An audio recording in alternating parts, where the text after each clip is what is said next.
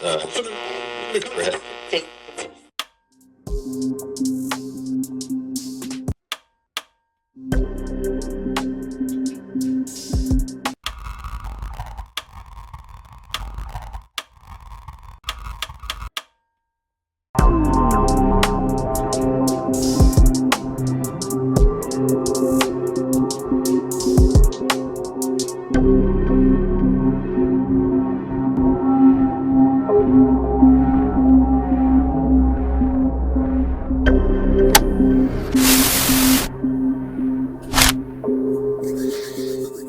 Finally.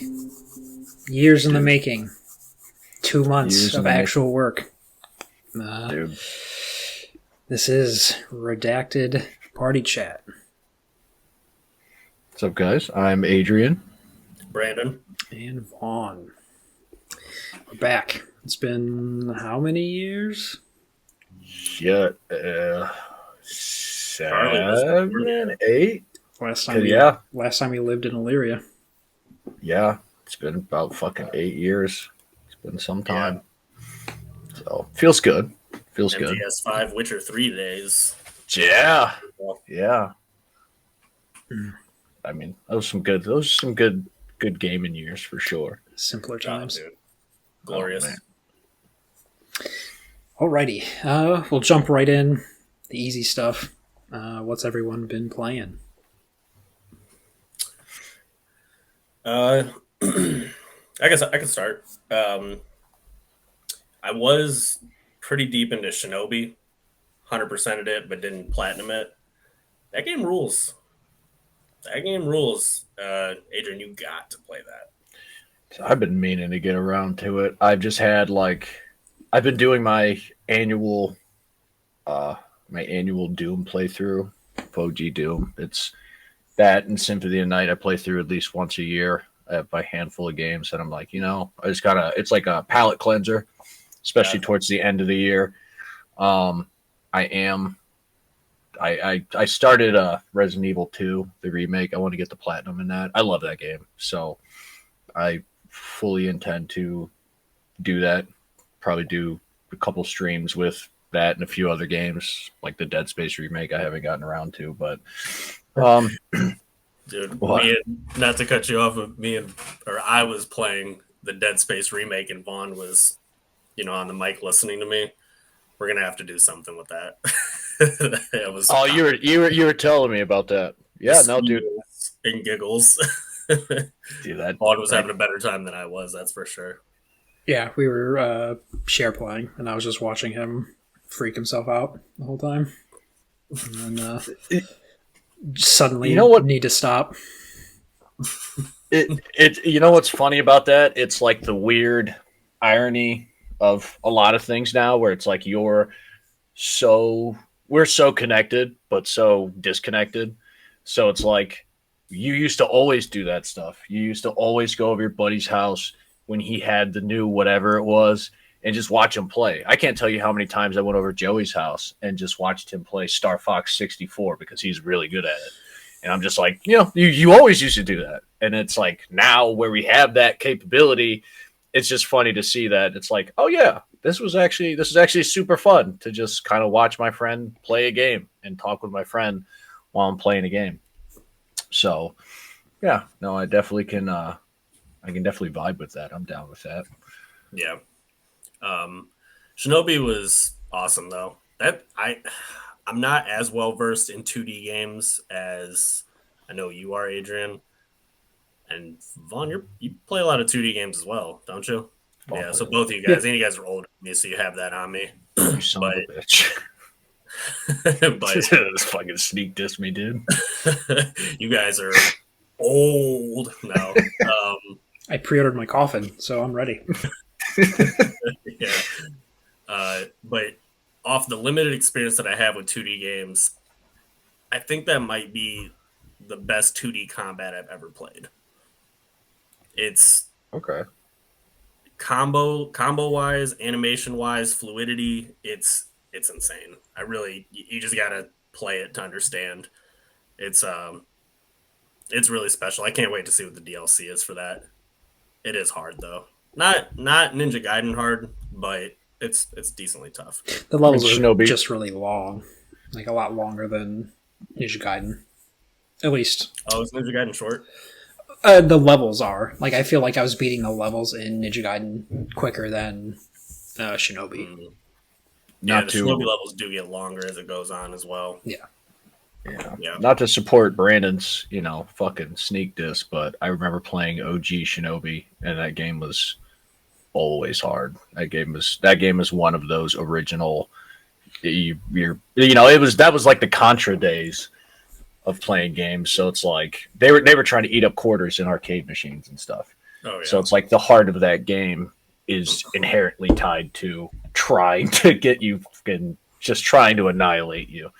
So I mean, as much as I'm not somebody that is like old arcade stuff was like shitty punishing.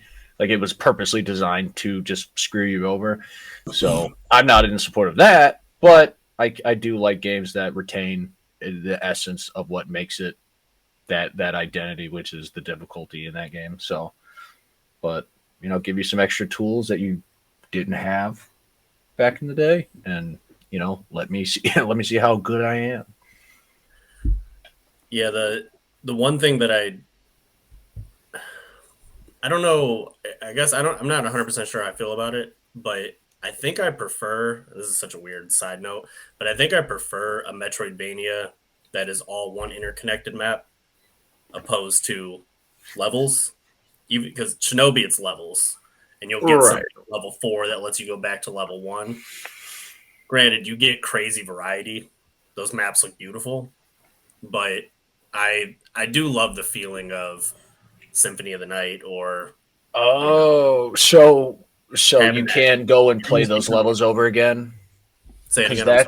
So you essentially it is Metroidvania, but it is mission by mission, but you can go back to previously played missions. Yeah, correct. That's okay. I was just say Castlevania. Castlevania started doing that with what was it? Portrait of Ruin for the DS did that, and then it was their DS titles. Not all of them, because Aria of Sorrow and stuff didn't do that, but like Order of Ecclesia did that as well. And I'm kind of in the same boat with you on that. Like I had fun, I loved those games, but those games, that was something that they did where it's like Portrait of Ruin. It was literally every level was a different portrait, but that had a main hub castle, so you were in the castle, so you could, that was the open world, and then there was mini levels. And then Order of Ecclesia was straight up just mission.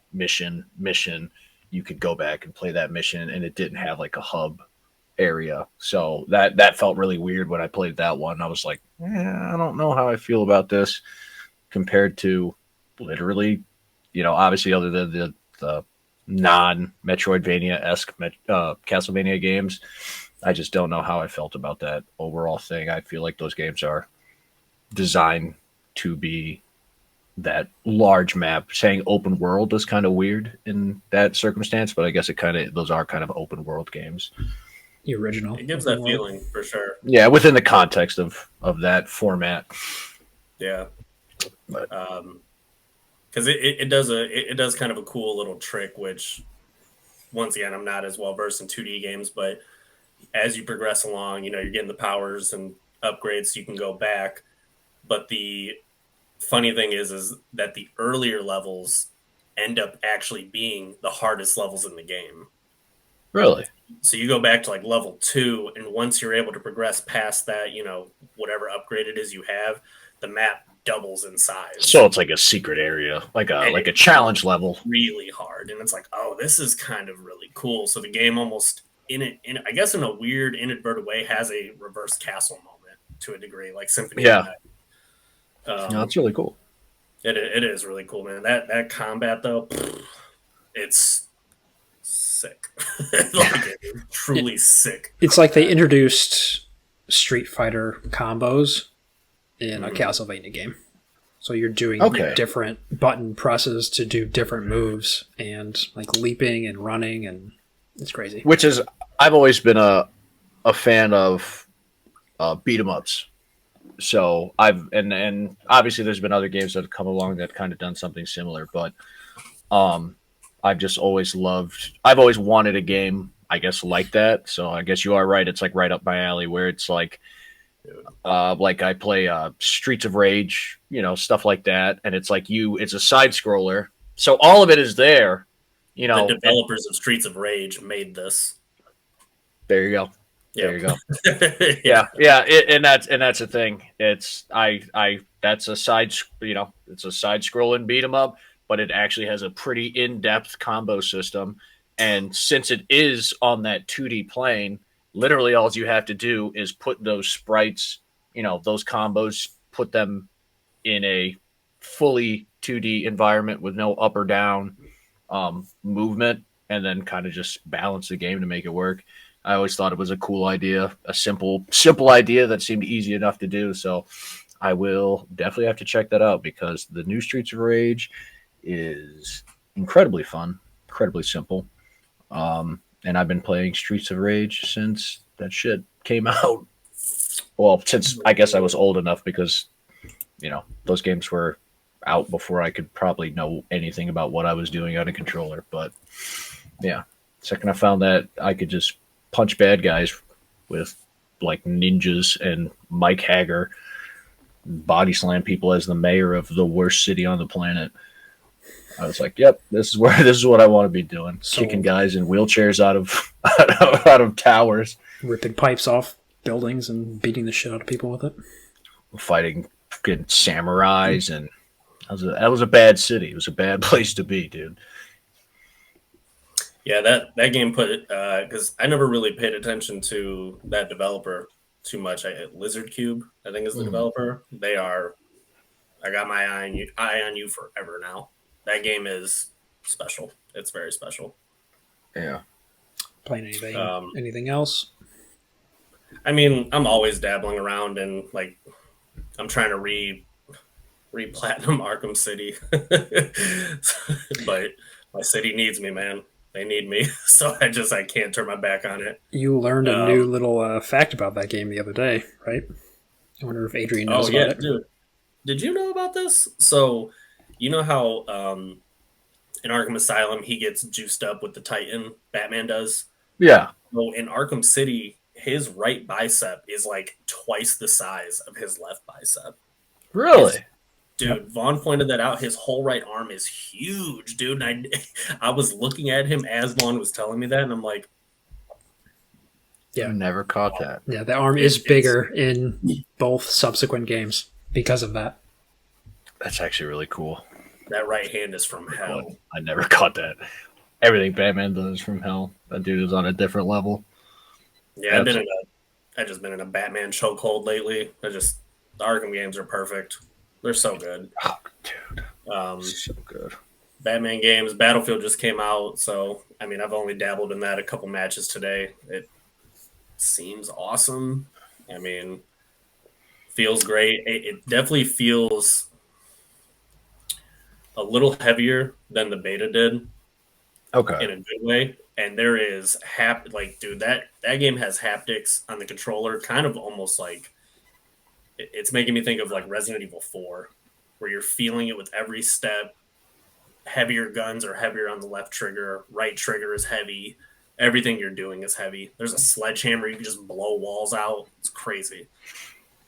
Yeah, we'll see how that goes. I by no means am like I'm not a doom and gloom person, but I just hope that, and it might have been getting blown out of proportion. I just know that there was like already cheating happening in the beta, and that's always like a concern for me when it comes to those games. I'm not somebody who takes them ultra serious anymore. Like when I was playing like Modern Warfare 2 and 3 and Gears, when Gears first dropped, it's like, yeah, I was trying to keep my KD above 2.5 or I'm getting garbage. But it's like now I don't have that, so it's kind of the pressure is off in that. But it's like I'm not gonna have fun, even if I'm. And the maps are big enough, so it's like, yeah, you might not consistently get got by a cheater, but if it's like, if somebody's cheating and they get you consistently enough, or if it happens on multiple maps where it's like you have to watch out for this guy or you're just going to get blown away. It's like I don't. It does kill it. It does kill it. For sure. So I hope they got that under control. My understanding is like that's since it blew up, because the game, it was in beta and people already cracked this supposedly uncrackable fucking anti-cheat software. They always say it is, and it only lasts for all of 5 seconds. As long as they got it somewhat under control, I accept there's going to be some people that just refuse to not cheat. Like, somebody wants to really cheat, they're going to do it. But as long as it's I would imagine. Oh, I'm sorry. No, that was it. I was just saying, as long as it's somewhat manageable, I can live with it. Yeah, I would imagine that, and I don't know for sure because I don't play Call of Duty, but it just seems like it's probably more prevalent in those games because they know the next one's coming out in 11 months. So who cares? It can be broken because we're just going to move on to the next one. Whereas Battlefield, every handful of years, but also the last couple Battlefields have sucked. So, right, it does seem like they're in a do or die position with this one. And I feel as though, and it might just be just my feelings on it. I feel like Battlefield is like a more, for lack of a better term, mature audience. Like when you're like, perfect example is like I was younger and I was into those games, Gears and shit like that. It's like you saw a lot of cheating. Like there was a lot of cheating going on, and I didn't care. I didn't give a shit. I was a kid, younger, didn't really matter to me. But now that I'm like, my time is much more limited, I have to pick and choose. I want to have that ideal experience or as close to it anytime I'm playing a game. So, I feel like Battlefield has like an older. Just look at the difference between the games. It's like I don't want to go play a game where people are running around as like Nicki Minaj and Beavis and Butthead and shit because it's like that's not what I signed up for. I don't want to do that. It seems silly and stupid to me because and for a game that isn't really supposed to be silly and stupid, I guess. That's the kind of thing that bothers me. So when Battlefield 6 is out, I'm like, oh yeah, I'm down. But it's like I'm doing that because I have a different maturity level. Like I said, that might not be the best term to use, but I'm not here to have my time wasted essentially by a cheater. That kind of thing impacts me a lot deeper now. I think that also comes with it being a more PC centric type of online shooter. Call of Duty's been PC for many, many years, but I think the heart of Battlefield has always been PC. The fact that there are specific rooms that they let you create in that game and people can just join it, which is in 6, which I'm glad they added because I know the last couple Battlefields they completely took out the room thing at launch at least. So it'll be cool to see kind of the community created stuff for that. Oh yeah, there's just a ton of potential for it. I think games as a whole, one of the biggest ways that they fall short now is kind of not giving you that. And I have, I personally, I believe it's the monetization aspect of it. And some places have found a way to monetize that, looking at stuff like Bethesda with like their mods and stuff, the paid mods thing. And it's like, I think a lot of games have kind of removed just community engagement and community fun that can't be monetized. Like look at Halo 3 when they released like the Forge and stuff like that. It was like, you suggest something like that nowadays and they're going to be like, well, there's no way for me to make money off this. And I can release, people are less likely to buy the new thing that you release if they pretty much have more or less infinite content. As long as there's somebody out there with creative ideas, they'll make something and people will play it. And if it is more interesting than the thing you're doing, there's no way you can get people to pay for it. So it's kind of cool to see that they're leaning into that community engagement as opposed to you play what we give you and, that's all you get, as opposed to allowing you to kind of make your own fun, which is half the fun of online games. Yeah. Cool. Any other things of note that you've been playing that you want to go over? For me, no. I mean, so much stuff. I mean, we could sit here and talk forever. I'm bouncing all over the place all the time. I'm interested in what you've been playing, though. Yeah, I can go next. I finished Chronos. Game of the year, 10 out of 10? It is a number out of 10. I don't know if I'd put it at 10. I'd probably give it a solid... Probably good 7, 7.5. It's not broken. It didn't ruin my life. There are elements about that game that are just clunky and kind of not thought through enough in terms of what makes a game fun. I rambled on about it in a couple of our party chats, but that game's inventory system is kind of atrocious. It not only requires you to have space for ammo, but your weapons take space, key items take space, sellable items take space, and you're already limited to like 6 item slots when the game starts.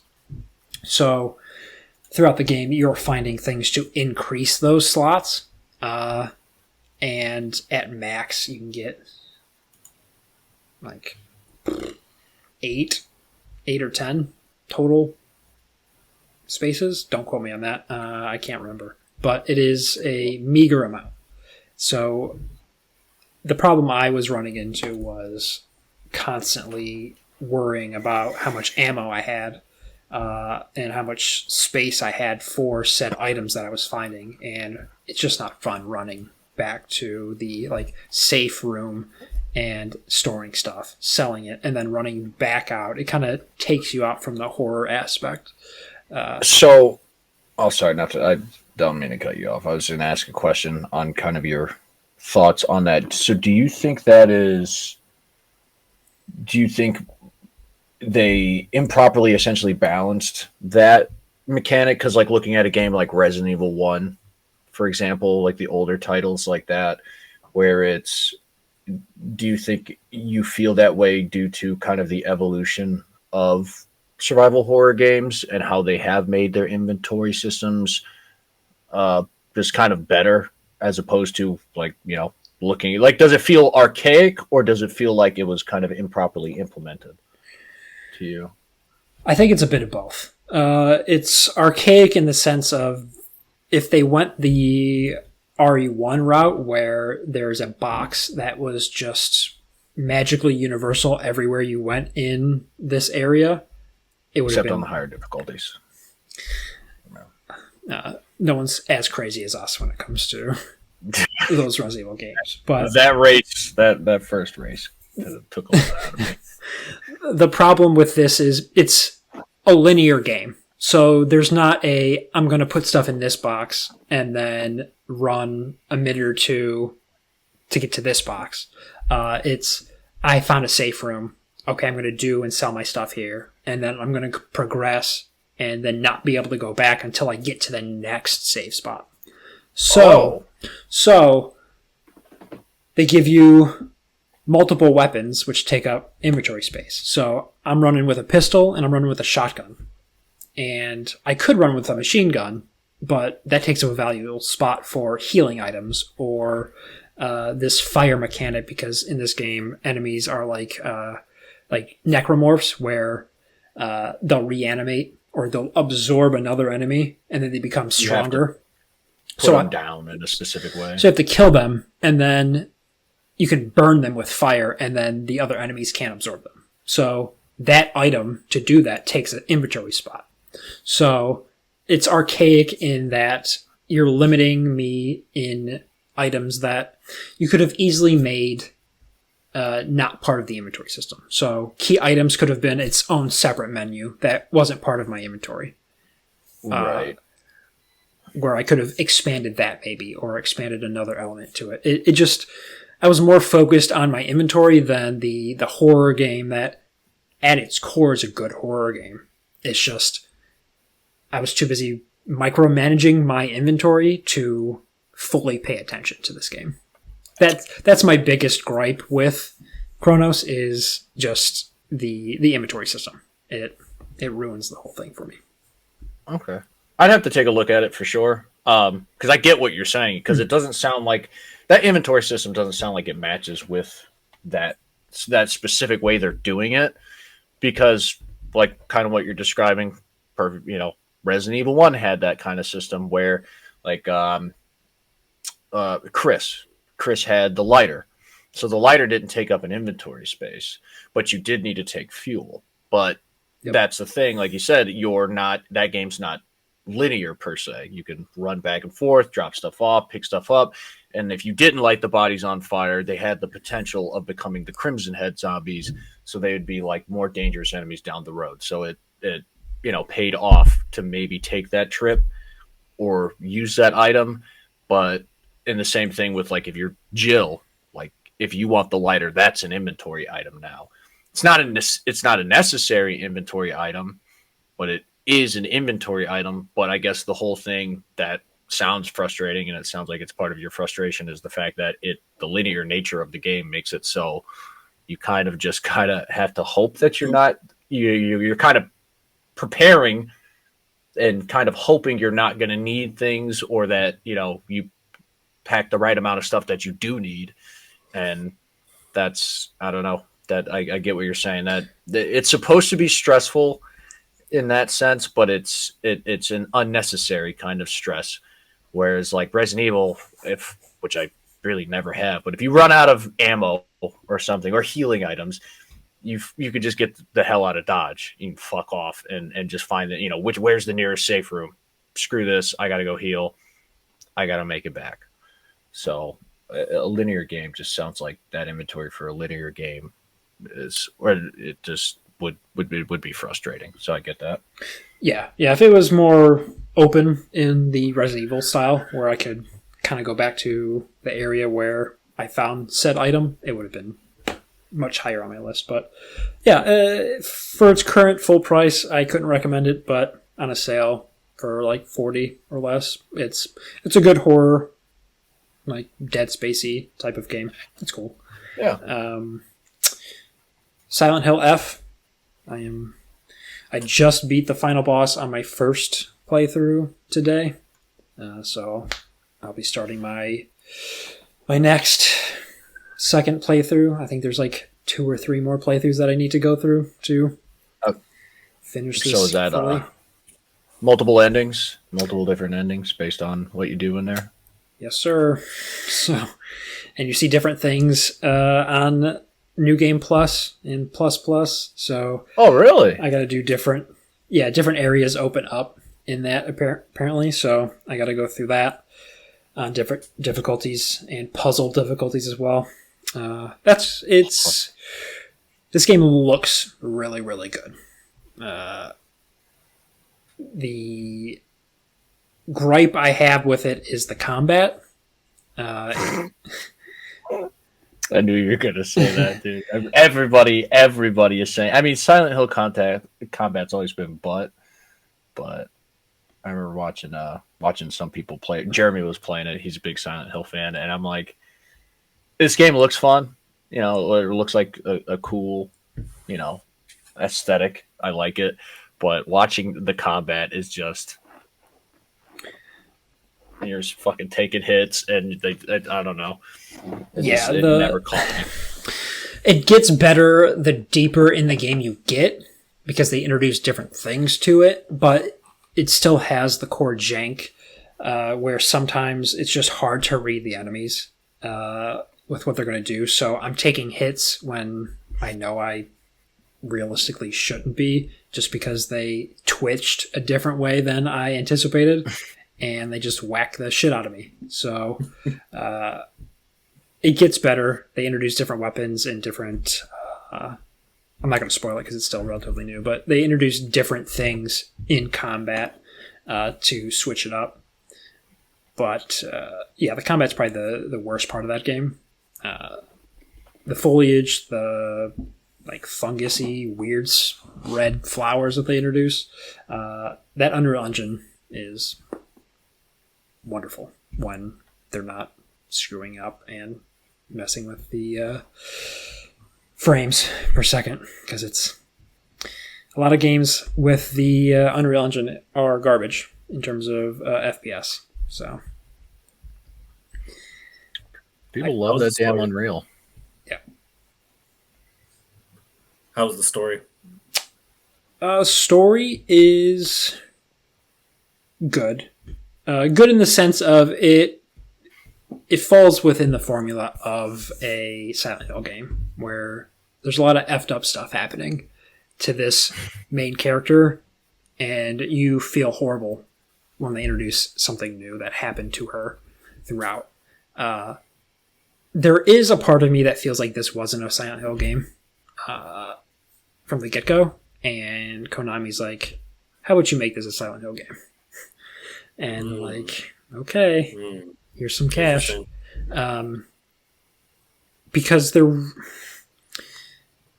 at least so far in my first playthrough, there really hasn't been anything that I can recall that references anything with Silent Hill as a whole. Because this takes place in the late 60s, early 70s, I believe.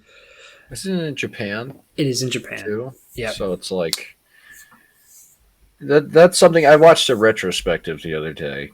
Probably hour and a half long. Went through like almost every game of the series. It was a little older, but I don't know. Like seeing this new game, I was always under the assumption that Silent Hill, obviously, it's like a alternate dimension. Obviously there's like the town, but I thought it was like the town and then the alternate dimension within that. But now it's like the alternate dimension is Silent Hill. Like Silent Hill's almost a concept, like a place of misery and confusion, as opposed to a physical location that you have to be at, which I wouldn't be opposed to that idea, but that's kind of not how it's been presented historically. Like Silent Hill could be anywhere as long as there's enough trauma. Yeah, they kind of retconned the whole Silent Hill mythos in that it's not tied to that specific Silent Hill town anymore. It's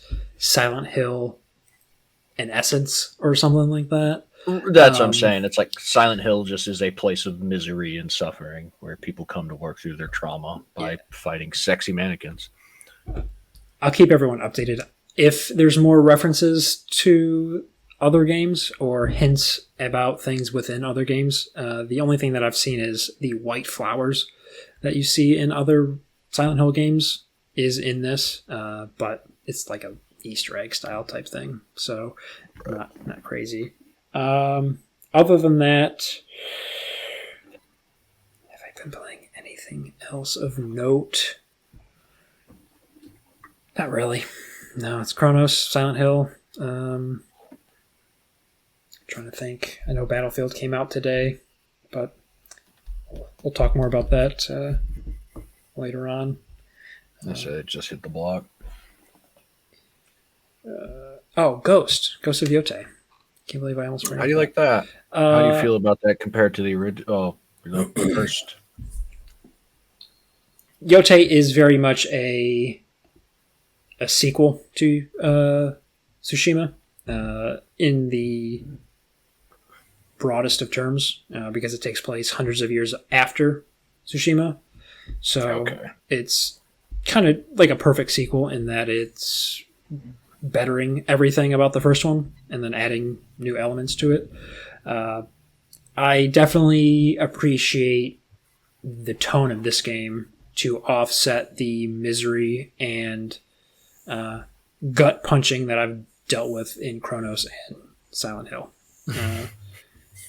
Putting on that Watanabe mode, the lo-fi music, and then riding the horse around kind of sucked out all of that weird flower-filled puppetry that's trying to kill me, and I can just cut the limbs off of human beings. Which you need a palate cleanser, man. As I tell people all the time, it's good. It pretty much makes everything better from Tsushima. Story, as of now, isn't like blowing my mind. It's a typical revenge story, but that's all I really need. Really, I can't complain about it too far. As of now, I think I'm 45% in. It's got that open world trappings where I'm going to do this mission. Oh, wait. There's something over here. I'm going to do it. And then 4 hours later, I'm like, I should probably get back to that main mission. So, right. Have they expanded anything past a bird and a fox and a hot spring? Because I liked Ghost of Tsushima, but I think that game's real overrated. It's a good game. There are birds. I love the beginning. I love the ending of like the story, but I think it's overrated. I mean, there are yellow birds that you follow to a specific collectible. There is a fox that also brings you to a collectible, and there is a brief nudity of you getting into a hot spring. But they did add bounties, which essentially was essentially, and they're really cool because they're on a bounty board in the old calligraphy art style with the ink and brush, where it's like a general like mythos style drawing of someone, like, oh, this is the boar killer, and it's got like a boar mask on a human body, so it's like scaring people. So you're taking this bounty and then finding out, oh, hey, it's just a guy that's sicking bears on people, and you gotta go figure out what's going on. Spoiler for one specific bounty in Yote. The reality of that man is scary enough. Yeah. I mean, but yeah, the bounties are essentially tiny side missions with little bits of story that sometimes tie in with the main plot line, but are kind of just like cool little submissions that you're going to. Like, I had to kill like these 4 people that had bells that were luring people in to steal their stuff, and then come to find out there's like this main guy that was like paying them to do this, and then you kill him. Like, he's like the final boss of this group. So each subsequent little bounty is its own little story that may or may not have anything to do with the main story. It's just something in this world happening, and I appreciate that. Yeah, that's interesting. It almost seems like the Ghost series, Tsushima and Yote, are being held to a standard of, you know, that top echelon Sony exclusive, when really they're kind of like just fun games and kind of nothing more than that, it seems. Because even having the lo-fi in it almost seems like that is the vibe of the game. Put on some music, don't think too much about it. You're doing samurai stuff. It doesn't need to be this Kill Bill, Quentin Tarantino, you know, ultra deep thing. It's just, yeah, man, I'm just killing some big guys. You know, I'm doing samurai stuff with some lo-fi. And you can do that if you want. Like, you can leave that setting off. You can go balls to the wall and just like main mission it, and you're just this revenge-fueled woman killing people. Right. So, yeah, there was a recent post of them saying, like, we don't care how you play this game as long as you're enjoying it. I'm like, okay, yeah. I appreciate that sentiment. Yeah. I think to go with kind of what Vaughn was saying about like the bounties essentially giving you like insight on the world, I think that, which gameplay is always the biggest thing for me. Just overall, feel of the game. And those games are competent. They're good in terms of their overall gameplay loop. but I think the reason people look at those games so highly is like the aesthetic of it. I think anytime I see rolling fields of grass, with that pan, and you see everything, I think that just kind of triggers something in the brain that people are like, I like this, I enjoy this, I like being here. It makes you feel like you're a part of a larger world, and then those small things like the bounties, they give you deeper insight, which kind of immerses you into the world. Whether or not they are this triumph, of gameplay and game design, I'm on the same boat with you. I think that people kind of just go overboard with that. It looks good, it plays well, and it's got an interesting world. But, when people are like, it's the top, tippity top, this game is, the next thing, it's like, we make the game of the year joke all the time. It's like, not everything is game of the year just because it looks pretty. They gave Sucker Punch like the keys to Japan or something. It's like, come on, dude, that game's it's good. It's good. Are you guys really like right? And at this point, it sucks, but you got to ask yourself like how much stuff is publicity related. It's like, not just for. I think that was more advertisement to a degree. More advertisement on their part, and possibly, even on like Japanese, politics or government, where it's like, hello, fellow youths, like we know what the kids like, that kind of thing.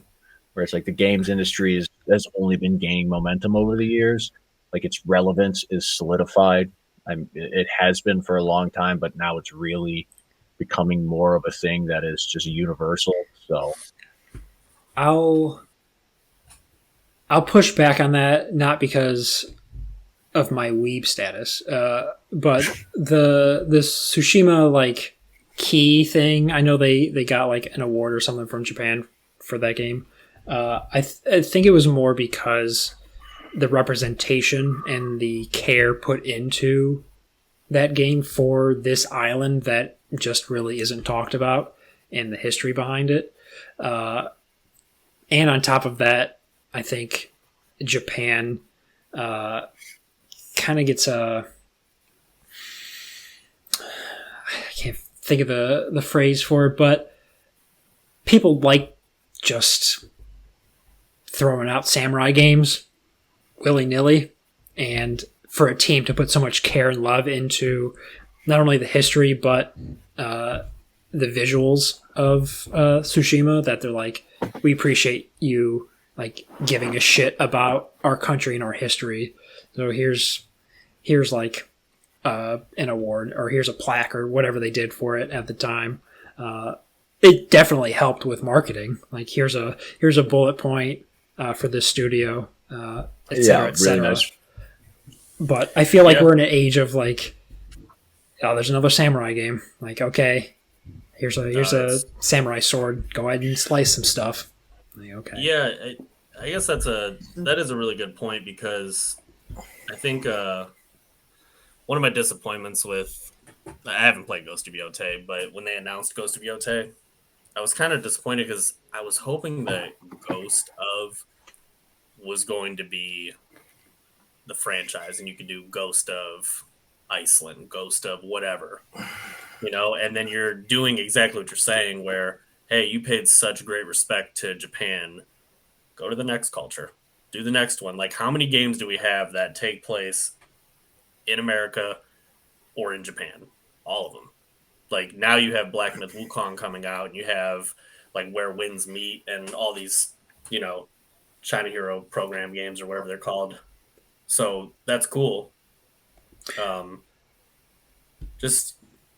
think there's. I'm not really fully sure what my point is with that. It's just that is cool that they actually did that. It is interesting to shine light on how many Japanese-centric games there are, but they don't actually take care of the culture and the history, right? Or just games in general. To your Ghost franchise point, I think that's still a potential, but it's also a double-edged sword, because I think the very fact that when they announced Yotei, people got all butthurt that it wasn't Jin from the first game as the main character. So the fact that they diverged from his story upset a lot of people. So I think there's still potential for like a Ghost of Another Country, but I think at this point I would want Sucker Punch to do something else after this. Like I don't want them to be a ghost farm. Right.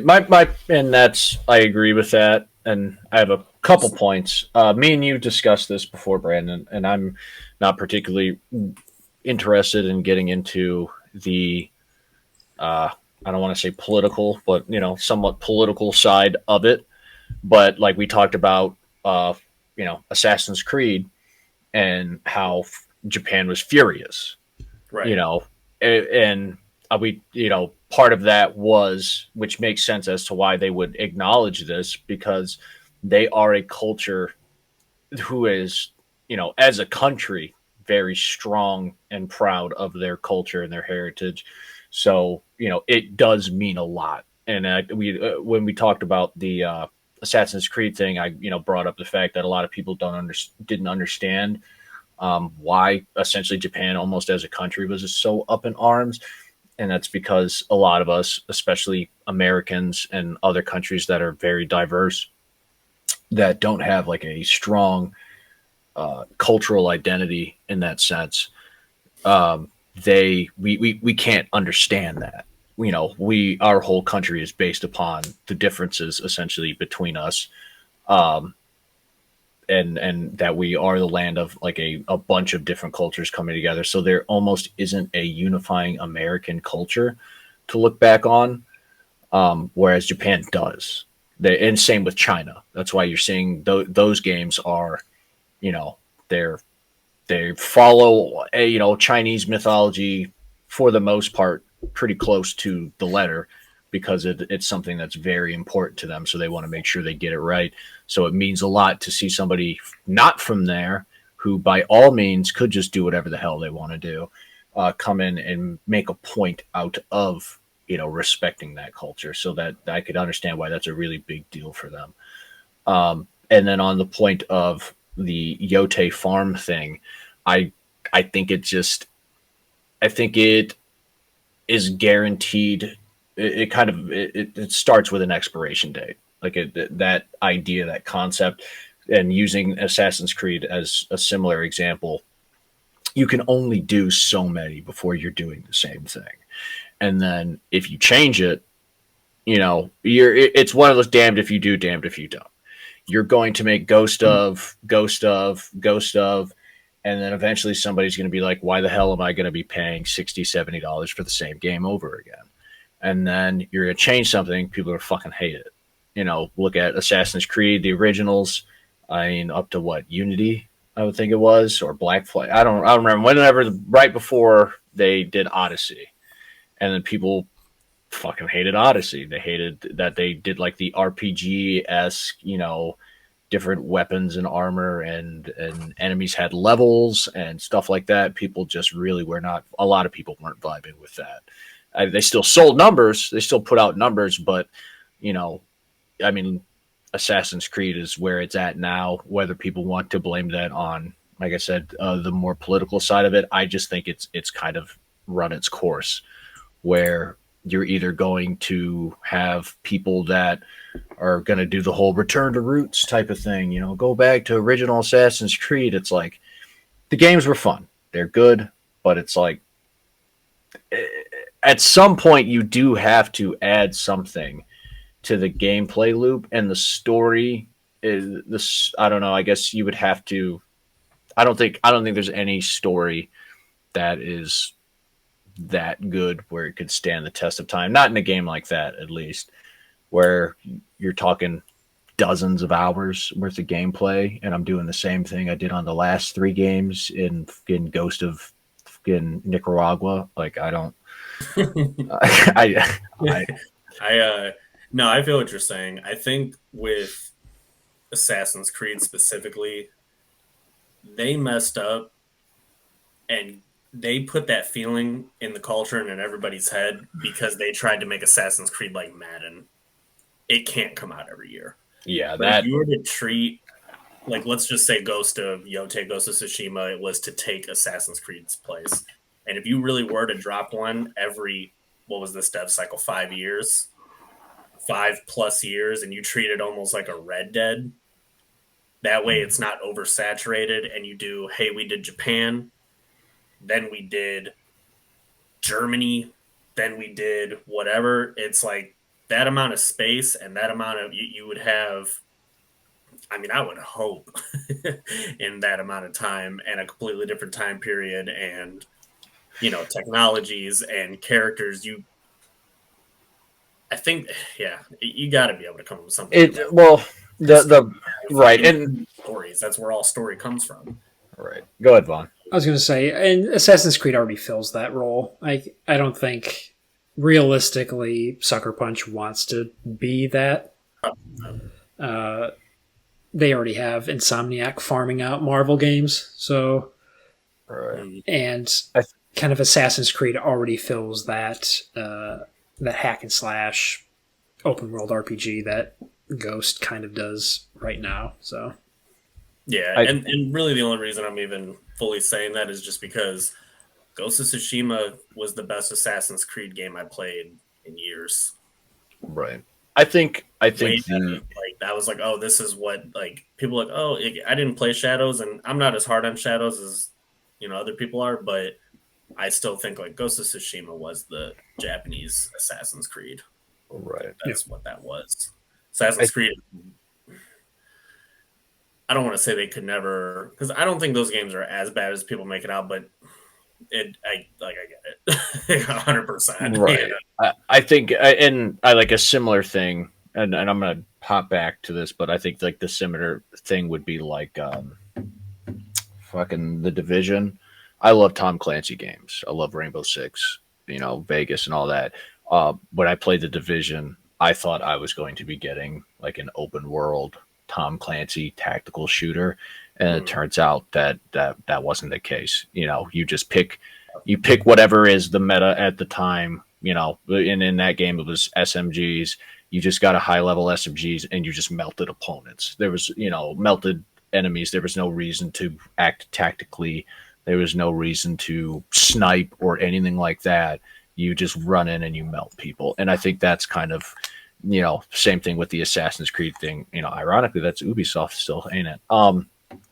But it's weird. I think that was, yeah, right. I think that was the issue that people had.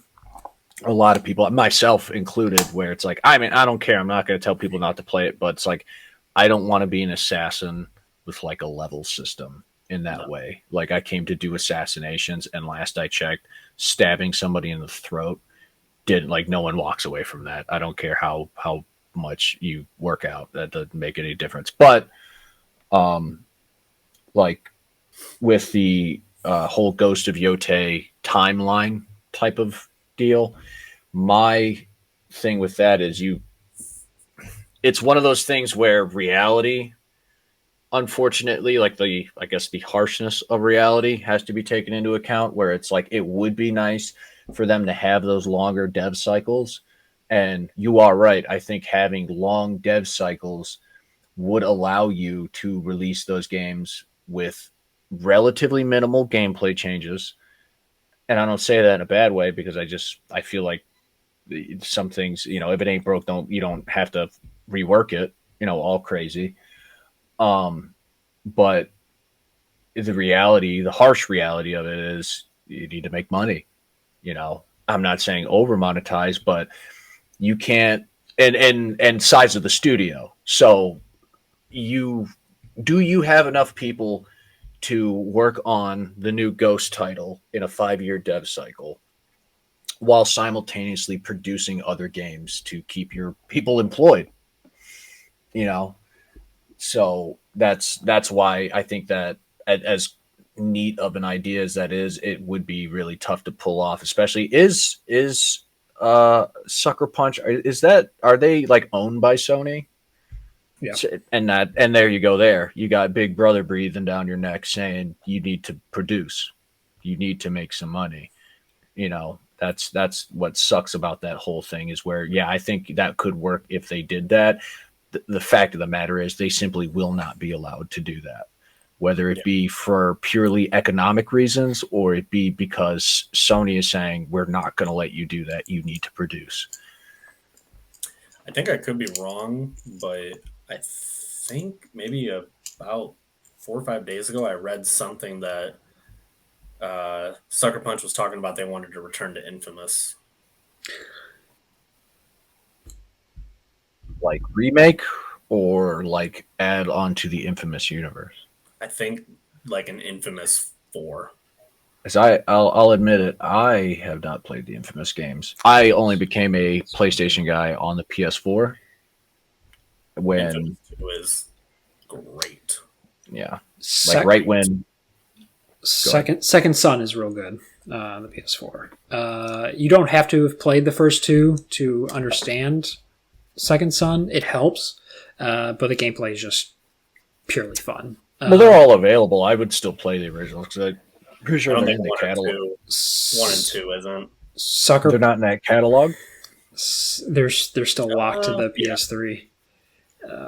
I think 1 and 2 are in the if you have the PlayStation Premium or whatever. Yeah, I guess you can stream them. Yeah, that's what I'm saying. I could play them technically. Sucker Punch talked about like remasters of them, that they would be totally okay with that happening. I don't know if they said that they would be the ones to do it, but I think they're open to getting those remastered in some form or fashion. Could have had Blue Point doing it instead of making an online God of War game. That would have been ideal. But or speak of the unspoken Bloodborne, but who wants to cry tonight? Bloodborne doesn't need a remaster. I'm still on that. I'm on that game. Just doesn't. That ship sailed from my mind years ago. I don't even care anymore. I really don't. I don't know why anybody ever did. It just never needed it. That's just me. That's all I've been playing. To circle back, we're 57 minutes into this puppy. I think you were the last one, Adrian, in terms of what you've been playing, unless. Yeah. I've been playing. So, like I said before, I'm doing my little annual Doom playthrough. I'm probably just going to do the original Doom. I didn't realize that the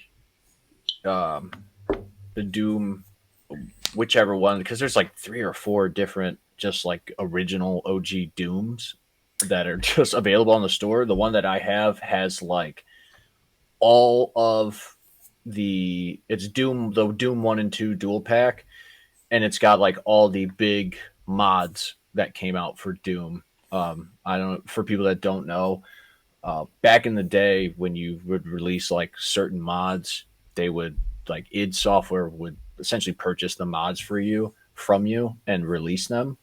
They're essentially sponsored mods, or if you like, sometimes the devs would make their own map packs and then release them in separate game discs. So they actually have like essentially the most, I'd say famous, but it's more like infamous, because a lot of those fucking map packs are incredibly difficult for like, and I mean like it's straight up like they're trolling fuck you difficulty, like the kind of shit you walk into a room and it just spawns out a fuck ton of demons, just absolutely like borderline trial and error type of shit, where it's like, good luck, stupid. There was no way you could see this shit coming. This was before the Mario Maker days where they made you beat the level before it could get out there. This is like, you might be able to beat it if you're lucky. Maybe. Who fucking knows? So like the 5 dudes that literally created Doom and knew Doom front and back were sitting in a room and they're like, well, I mean, 2 of us managed to beat it, so fucking good luck, guys. Ship it. Yeah, ship it. Send it out there. But I've been playing Doom. Like I said, I started playing Resident Evil 2 the other day just because it's the spooky season. I would like to play some spooky games. Dawn of War, the original, got a remaster. I am a big RTS player. I obviously love fucking Warhammer. And that game was my introduction to Warhammer as a whole. I forget when it came out. I think I was like 7 or 8, but essentially my stepdad bought it. As with a lot of the games I played, he is not super great at video games, but he loves games. So he will buy new games that are supposed to be good.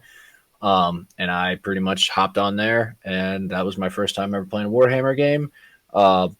As a frame of reference, I was playing Dawn of War 2 in the hospital when Riley was born. I wasn't playing it as she was born, but like that's what I was doing while I was waiting for Kayla to push that thing out. So I love those games. They're super fun. And then the fact that essentially that game that resulted in a large part of I don't want to say who I am, but just a franchise I love dearly. Kind of spawned that, just nice, nostalgic. And I mean, plus this is fucking Jesus. It hurts to say, but this is like 15 years later. So shit. No, not 15, 25. God bless. That was a worse number than I thought. I'm an old ass bitch. But yeah, just being able to go back and play that game. Because when I was a kid, I had no clue. You know, you're playing these games. I'm not utilizing any of the mechanics, appropriately. I'm just thinking build thing, make unit, press, click on thing that's supposed to make unit stronger. I didn't take into account any stuff. So it's like even more fun now that I'm someone who has a interest in strategy games that can appreciate that kind of gameplay loop. Very fun, very fun. I've honestly been playing a decent bit of like PC stuff. I've been playing. It's called Deadlock. It's like a MOBA. So kind of what are they think of like League of Legends type of thing. Third person though. So it's like Smite almost. It's not bad. I'm playing. I'm not a PC guy. And I don't say that in any negativity towards PC. I've never fucking played on PC, my whole life. So it's like, while I'm competent, I am at a major disadvantage for anybody who's been mouse and keyboard for more than 45 seconds. But yeah, that's really all I've been doing right now. Doing a lot of work, obviously getting the house ready, going to be selling it and stuff. So I haven't had as much time to play more games, but I have tried to set it aside a little time so I don't lose my damn mind. I feel that. On a spiritual level. Alrighty. Well, I guess as this is the Case 0 episode, we'll at least explain our premise and what we're hoping to do here. We're not going to regurgitate news. There's plenty of outlets for that.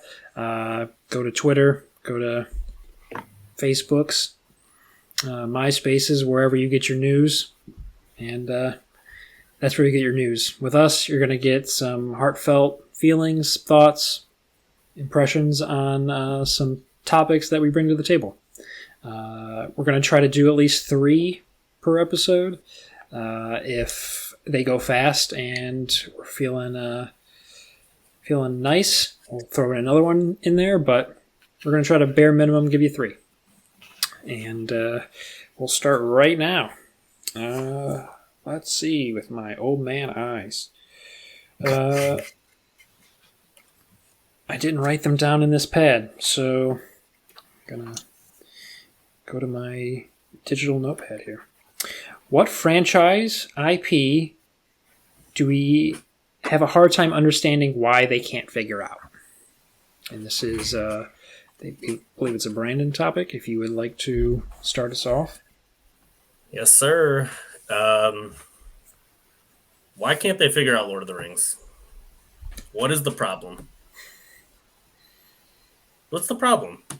It's right there. We all know what to do. You got Battle for Middle Earth. Shadow War was cool. Shelob's not a chick. Not whatever. We ain't got to get into it. Lore-wise, doesn't matter. But... you're making Gollum games, dude. That was a travesty. Dude, Gollum doesn't even want to be Gollum. Somebody should have been taken out back and shot for that one. That was terrible. And the only reason this topic even came up, and I thought about it, was because some private investors or something from Abu Dhabi are investing like $100 million plus in a AAA Lord of the Rings game that is supposed to compete with Hogwarts Legacy. So I didn't read too deep into it because I refuse to get excited because it's probably going to be a $200 million Shire simulator or something stupid. But if I'm trying to just take it at face value, Hogwarts Legacy isn't Harry Potter. It's Hogwarts. If this is a competitor, hopefully this is a Middle-earth game. And maybe someone figured it out. You know, let me be an elf. Let me be a dwarf. Let me do this. Let me do that. Don't make it center around Gollum in the ring, dude. Like, leave it alone. Please, leave it alone. I just don't understand why Lord of the Rings can't get figured out. There's been good games. And then they'll just... I mean, I guess that's just the Tolkien estate in general. They just apparently don't care no more. But, yeah. I guess that also goes into Warner Brothers as a whole. It's like you guys own the best IPs and just you actively choose to do nothing with them. Would you want it like a co-op Borderlands style, and not in the format of Borderlands, but in the sense of like you can have 4 people with you running through this Middle-earth game? Or no, dude, I honestly think it is baffling to me that there isn't just a Witcher 3 Skyrim-esque Kingdom Come Deliverance-esque Lord of the Rings game. It's unbelievable. You have it. Adrian says it all the time. The hard part is done. The lore is there. Yeah. Hard part is done. They did that. Like, you just gotta literally just take it out and put it into something playable. That's it. Don't tell me you don't know how to do some wizard gameplay. Don't tell me you don't know how to do sword fighting guy combat. Come on. Like, it's negligence that Yeah. I can't wrap my mind around. And I will even suggest, which something I don't really even engage in, just games as a service type of games. Elder Scrolls Online really upped their game and did really well. And I think that format I think you could apply that to the Lord of the Rings, and I don't see any reason why that wouldn't be. It's the best of both worlds. You can monetize the shit out of it,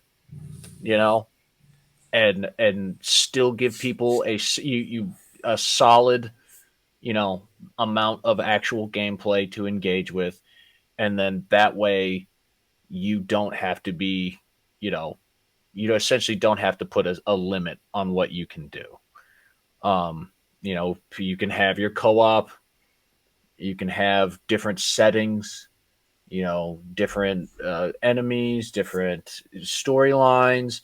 You can do it all because, I think one of the hardest things with dealing with the Lord of the Rings franchise is the fact that those, the world is so big, you'd almost, at least to me, because this is from a fan standpoint, it's like I feel like I would have a hard time making that game because I wouldn't know where to start and where to stop.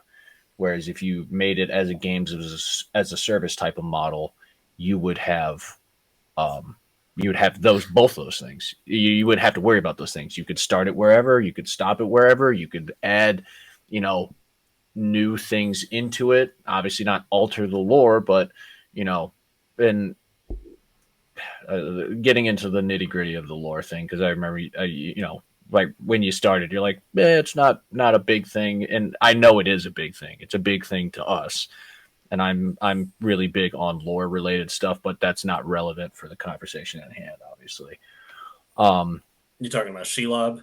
Yeah, I mean, just any lore inconsistencies, I should say. And I'm not saying you got to be, but it's, as you said, it's right fucking there. I don't give passes to anybody for being incorrect in the lore and fucking the lore up. Whereas I'm not going to crucify you for it. You know, a mistake is a mistake. That happens. But there is, you know, that can go, we don't have to get into it now, but that can go into the conversation of, you know, when people are essentially like, you know, we don't owe the fans anything. It's like, you know, it's not, you know, they tell the fans it's not your IP. It's like it, in a sense, is though. We are here for the lore. If the lore is not consistent and the lore is not the same, then then it's not the thing I came here for. Then it's something different.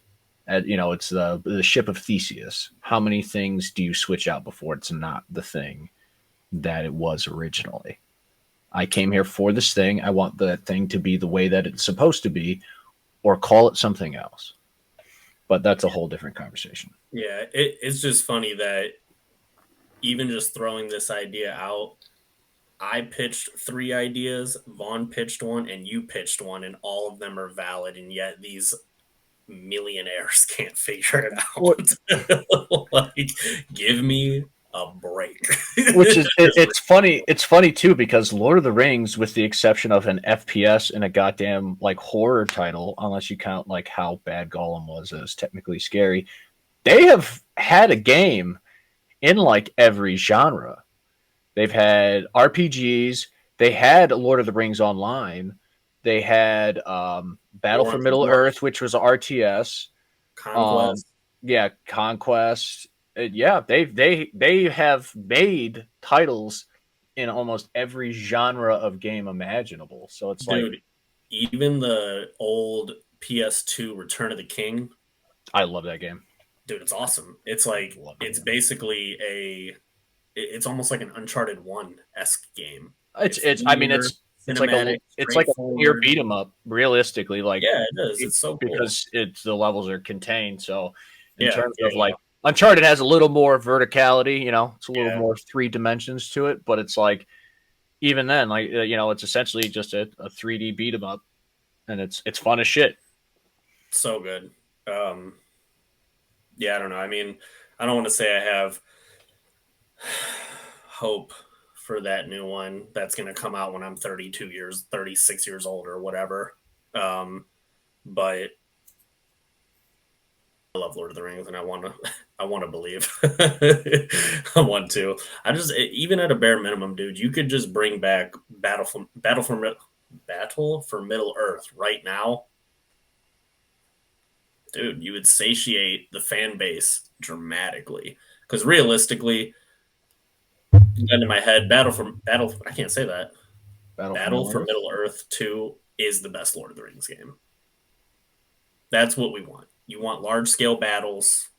I want to be either the dark side or the good side, and I want Balrogs to fight eagles. Come on. Like, what are we doing? You're doing all this Gollum looks like Tommy Pickles stuff, and I don't really get what the point is. You don't want to be Rugrat Lord of the Rings, dude. It's stupid. You mean to tell me there's wizards that are divine angels and Balrogs and all this stuff, and you want me to be the dude who's got a loincloth on? Like, come on, man. I don't know. It hurts. Does that hurt more than Dogma?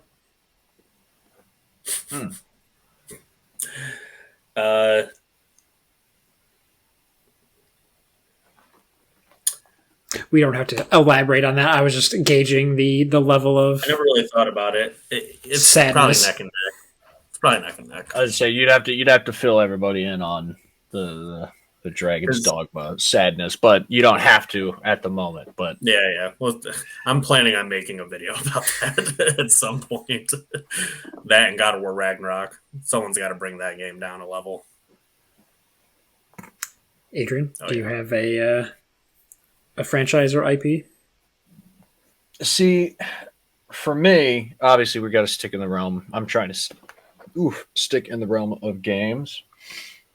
And this is going to be one that no one really gives a fuck about, but I do for whatever reason that I cannot put my finger on. And I think I know why. Duke Nukem. Mm-hmm. I don't fucking get why they like. I don't get it. I don't understand why it's so difficult to make a competent first person shooter. I get that he is like a caricature of like the douchiest person that's ever existed ever, but I have seen realistically more unlikable characters like on paper. Balls of steel.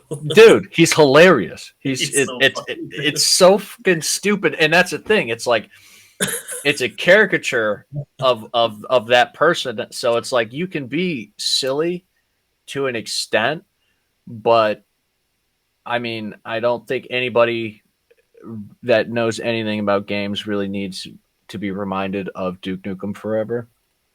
But that game, it's baffling to me, and I think what bothers me, I love FPSs, and to be honest, Duke Nukem kind of falls in the same boat in terms of this conversation as like Quake for me. Their games like Doom dropping 2016 Doom coming out and being like, yeah, we just took the old game and made it better, which is a vast oversimplification. But these games are simple. That's the thing.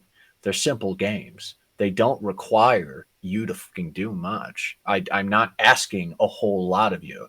I'm asking you to take the weapons, bring the weapons back, make them feel good, make them sound good, keep the essence of the character that I'm supposed to be, and then, give me a well-made world to just fuck shit up in. I'm not, and that's part of my frustration with that game. There are other things that have elements to them, like, maybe Lord of the Rings being a larger franchise. You could argue that there's, extenuating circumstances that might make it a little tougher than other games. Duke Nukem's not that. Duke Nukem is incredibly simple.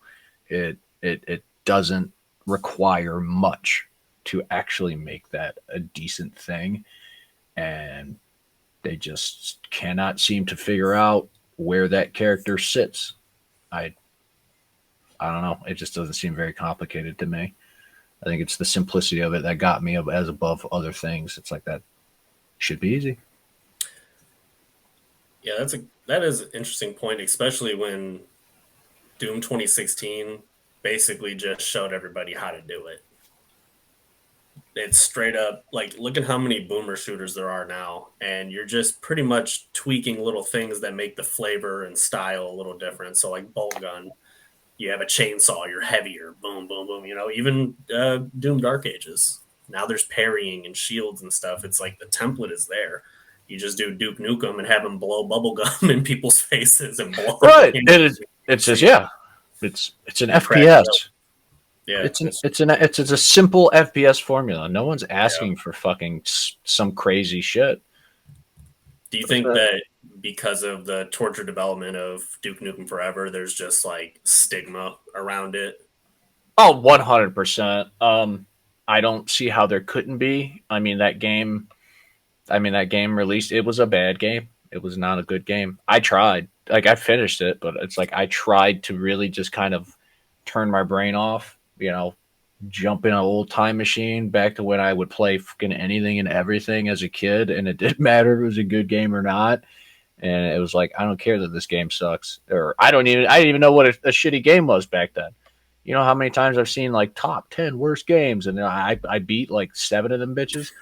I'm like, dude, I had a blast. I don't know what the fuck you guys are talking about. I had a good time. I couldn't do it. I'm playing the game, and I'm like, this game fucking sucks. You hate E.T. on the NES. Right. I can't wait till this game is fucking over, because I'm sick of this shit. I'm done with this game. But yeah, that's what really gets me about that. That's a really good one. I actually forgot about Duke Nukem, but yeah, you're right. It's like, it almost seems like it'd be a no-brainer after Doom killed it 3 times in a row.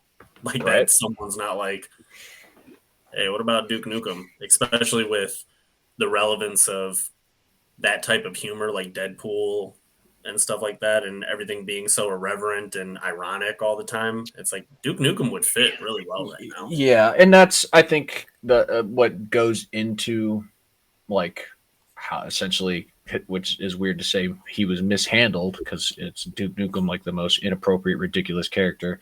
So it should be easy to make him, the way he is. But it was like the best way I could put it. It's like somebody who read the cliff notes on what Duke Nukem is, but never played the game and never actually, understood what the character was. It's like they went in there and was like, oh, we're making what's a Duke Nukem? And then it was like bullet points, and it was like crude, womanizer, buff, an asshole. And it's like, they're like, all right, go ahead and write all the jokes and, dialogue for this game based on these things. Don't play any of the other games. Don't worry about that. That's what it kind of seemed like to me, where it's like whoever made this doesn't know anything about the game.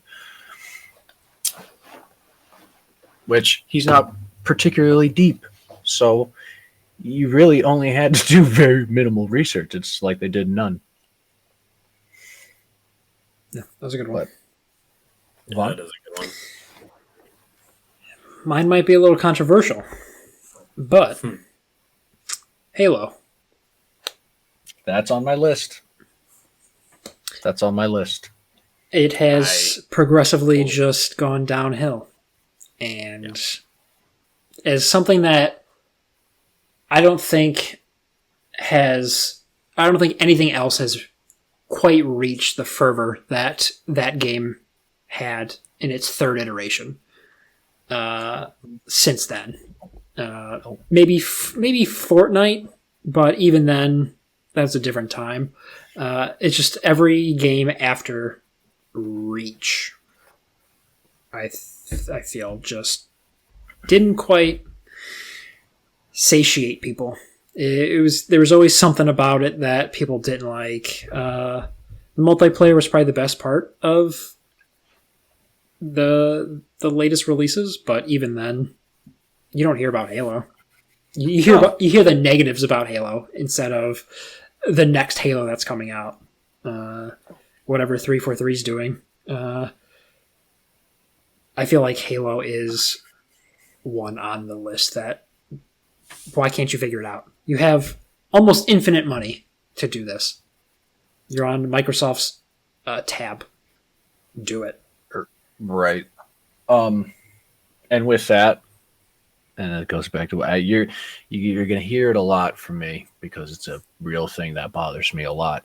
I am super into Halo lore. I love Halo. It's interesting.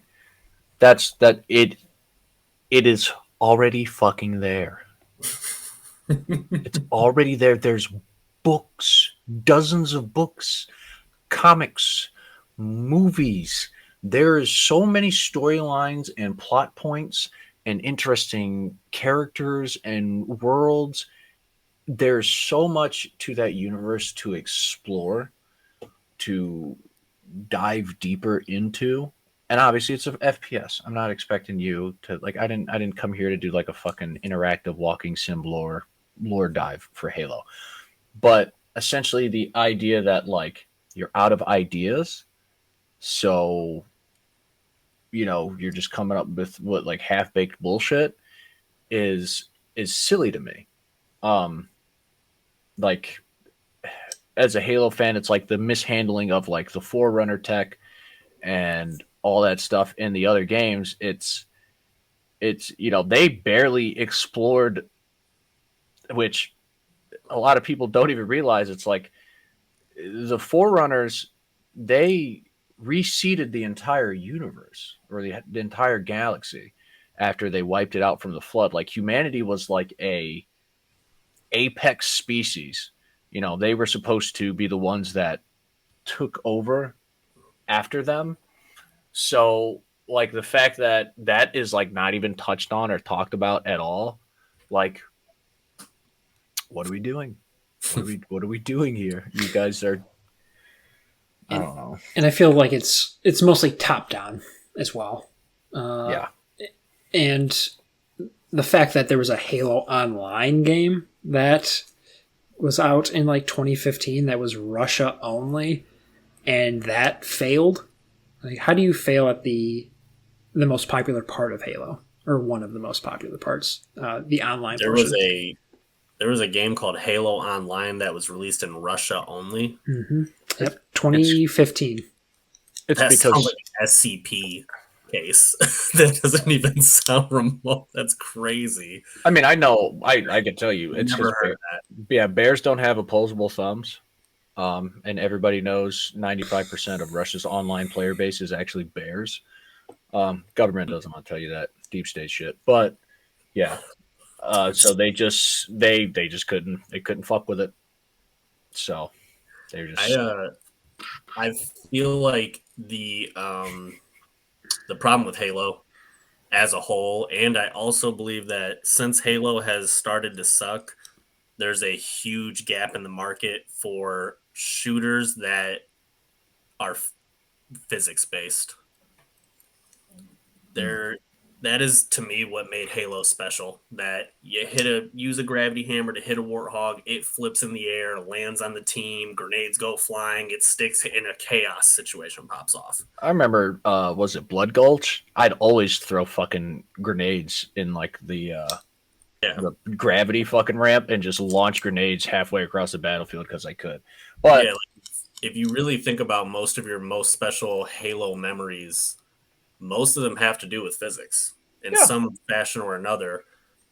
And also just that everybody is on the same playing field, that we're all starting with the same guns and we find the good guns. It's a race to the gun, which I know that I'm not super well versed in the newer Halos, but I know they were doing loadouts and sprinting and character classes and this and that and that. And it's like, dude, I am not trying to be in this tiny little map running around doing this. Like, what makes Chief so cool and all the Spartans so cool is that these dudes are running down and snatching you out of a Banshee, like running at the speed of a Warthog and flipping it over. And it's like Halo lost a lot of what made it special in the pursuit of trying to modernize, I guess. And that's actually what I have, because I have three things written down on this list. It is Duke Nukem, Halo, and Gears of War.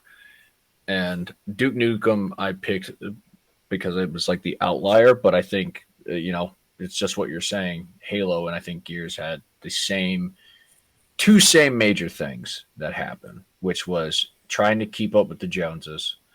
They were they were slowly trying to just overly innovate something that just really didn't have to be innovated on, to the extent that they were trying to do it. And trying to monetize. They tried to monetize everything, and that, like, Halo Infinite, that was one of the big things where it was incredibly limited with the amount of stuff you could unlock through gameplay, but there was a shit ton of packs of stuff you could buy. You get the season pass, and you could get all the stuff you want, and that was part of the Halo essentially culture of playing that game. Was you had to do certain things to get certain armor items and certain, it was purely aesthetic, but it was like, oh shit, that guy's got, the get 10, 15 headshots in a single match fucking armor, stuff like that, where it's like, that was fun to do. It kept me engaged in the game. It made me want to play to get that, or just I felt like it was a lot. And going back to what we were saying before about the Forge stuff, they built a community in that game. There was community interaction in that game. I can't tell you how many times. I know it's, when you look back on it now, it's like almost a sad memory, but looking back at how many people were added on your friends list, like on your Xbox, and it was like we were engaging with each other more because that game facilitated and promoted that. Whereas now it's like, give me $20 and you can have the same thing that guy has. You don't have to do anything for it. You don't have to earn it. No, you don't get, essentially a community hub to do it. You can I think they put out like their own, like Microsoft had like their own Halo. Fucking, it was like a separate thing outside of the game, essentially like a Halo community hub thing, which I guess you can say that was their attempt at doing that. But I guess that raises the question: what weren't you doing that you were doing before that would require you to have like a third party thing to try to build a community, whereas how it naturally happened before? Figure it out. It's you get paid way too much money to not. Yeah. At the end of the day, I'm sorry, but you get paid way too much to not figure it out. Any final thoughts on that topic? I think we elaborated quite a bit. There's other franchises I have the same feelings, but Lord of the Rings is at the top of that for me, personally. That one's been long dormant. Yeah. Other than the Shadow of games. If Shadow of War didn't have the Nemesis system, I would have serious beef with that game. Serious beef, because the lore is horrific in that game. It is not even, I don't even know if you can call it lore. I don't know what that is. That story blows.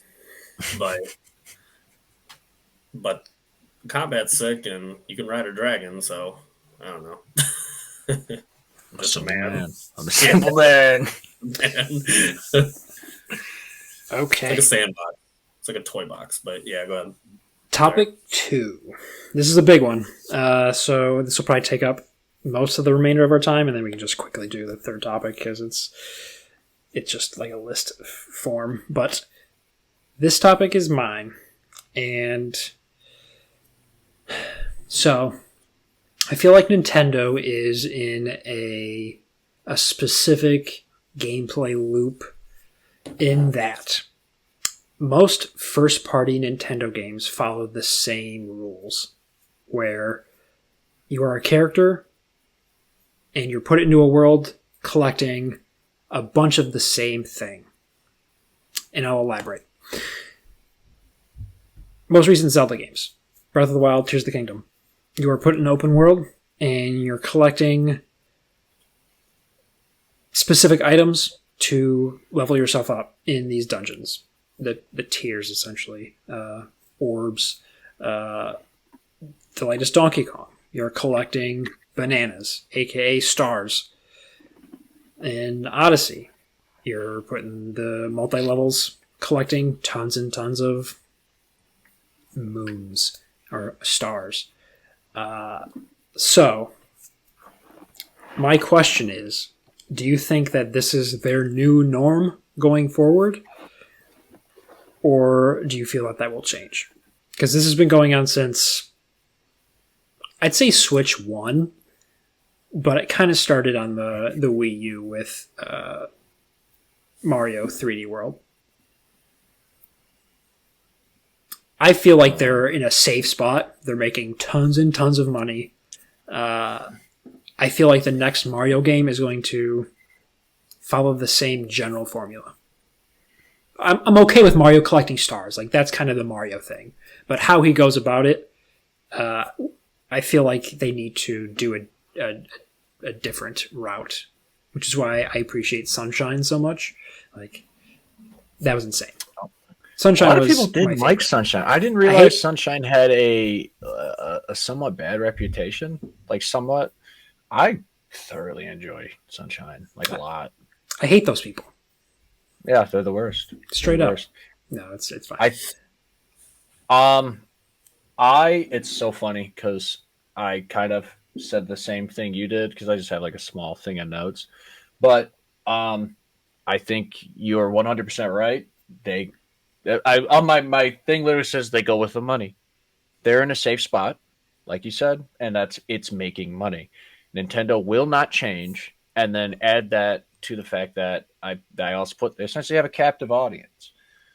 Most people that are, playing Nintendo shit, or that have like a Switch 2, stuff like that. It's like, yeah, there's people that have multiple systems, but you're in the minority where it's like we get multiple systems. Like I had a Switch, I don't know if I'll get a Switch 2, but I had a Switch, I had a PlayStation 4, I had an Xbox, I have a PC, I have options. I'll do whatever the hell I want. Whereas a lot of people, most households are single console households.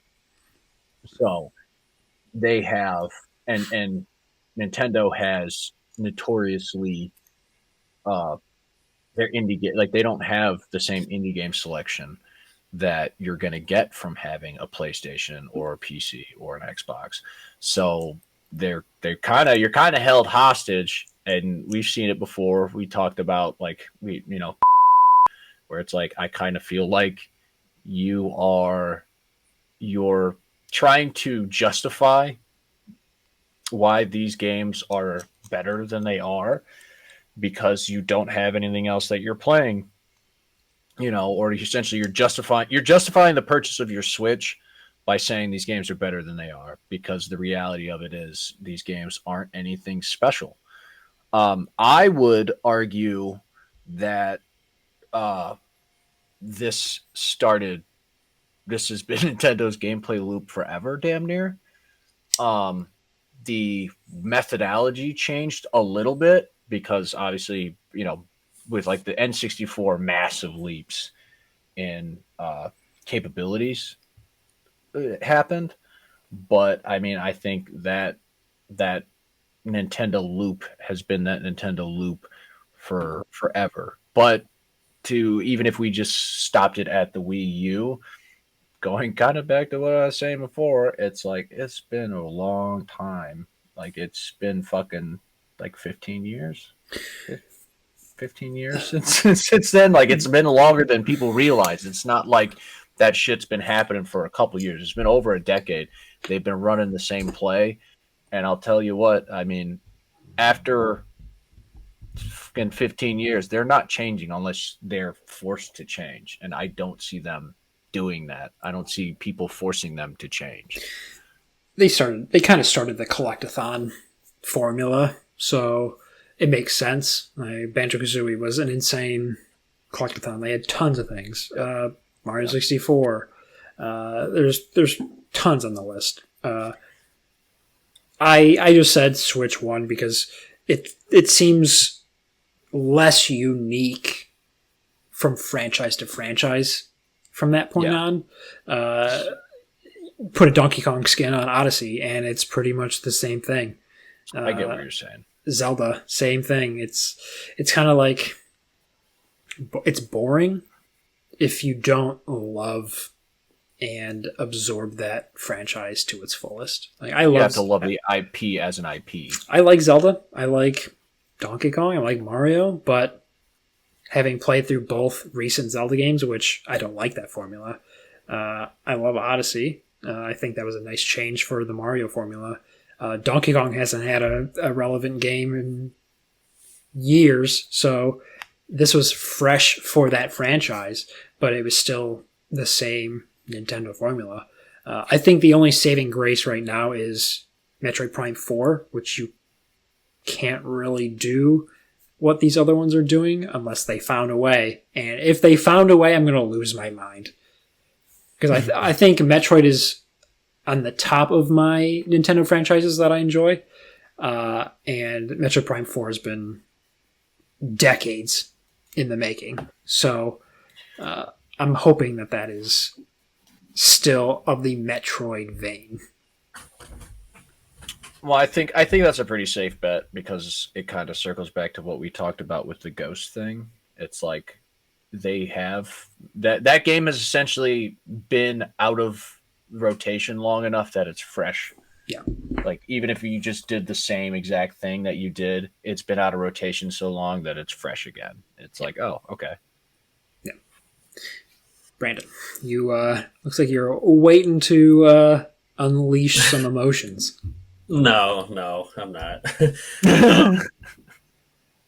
So you had also put in the notes that it was people make the same criticism of Sony as well. Yeah, there was a recent bring up about Sony first parties following a formulaic setup in that it's a revenge story. It's a third person over the shoulder type game. That was a shocking, or not shocking, but a coincidental bring up as of late. Yeah. So is that coming from Nintendo fans to try to defend what is going on with them? I don't think you can pinpoint that. I wouldn't say it. I think it's people that play Sony games a lot and are kind of on the line between Nintendo and Sony, because there really isn't an Xbox fan base anymore, unfortunately. Right. So, yeah. I chose to not be emotionally unhinged for this one. So I was just like, all right, let me think logically for a second. I'll just go from my own personal experience. I had a Nintendo 64.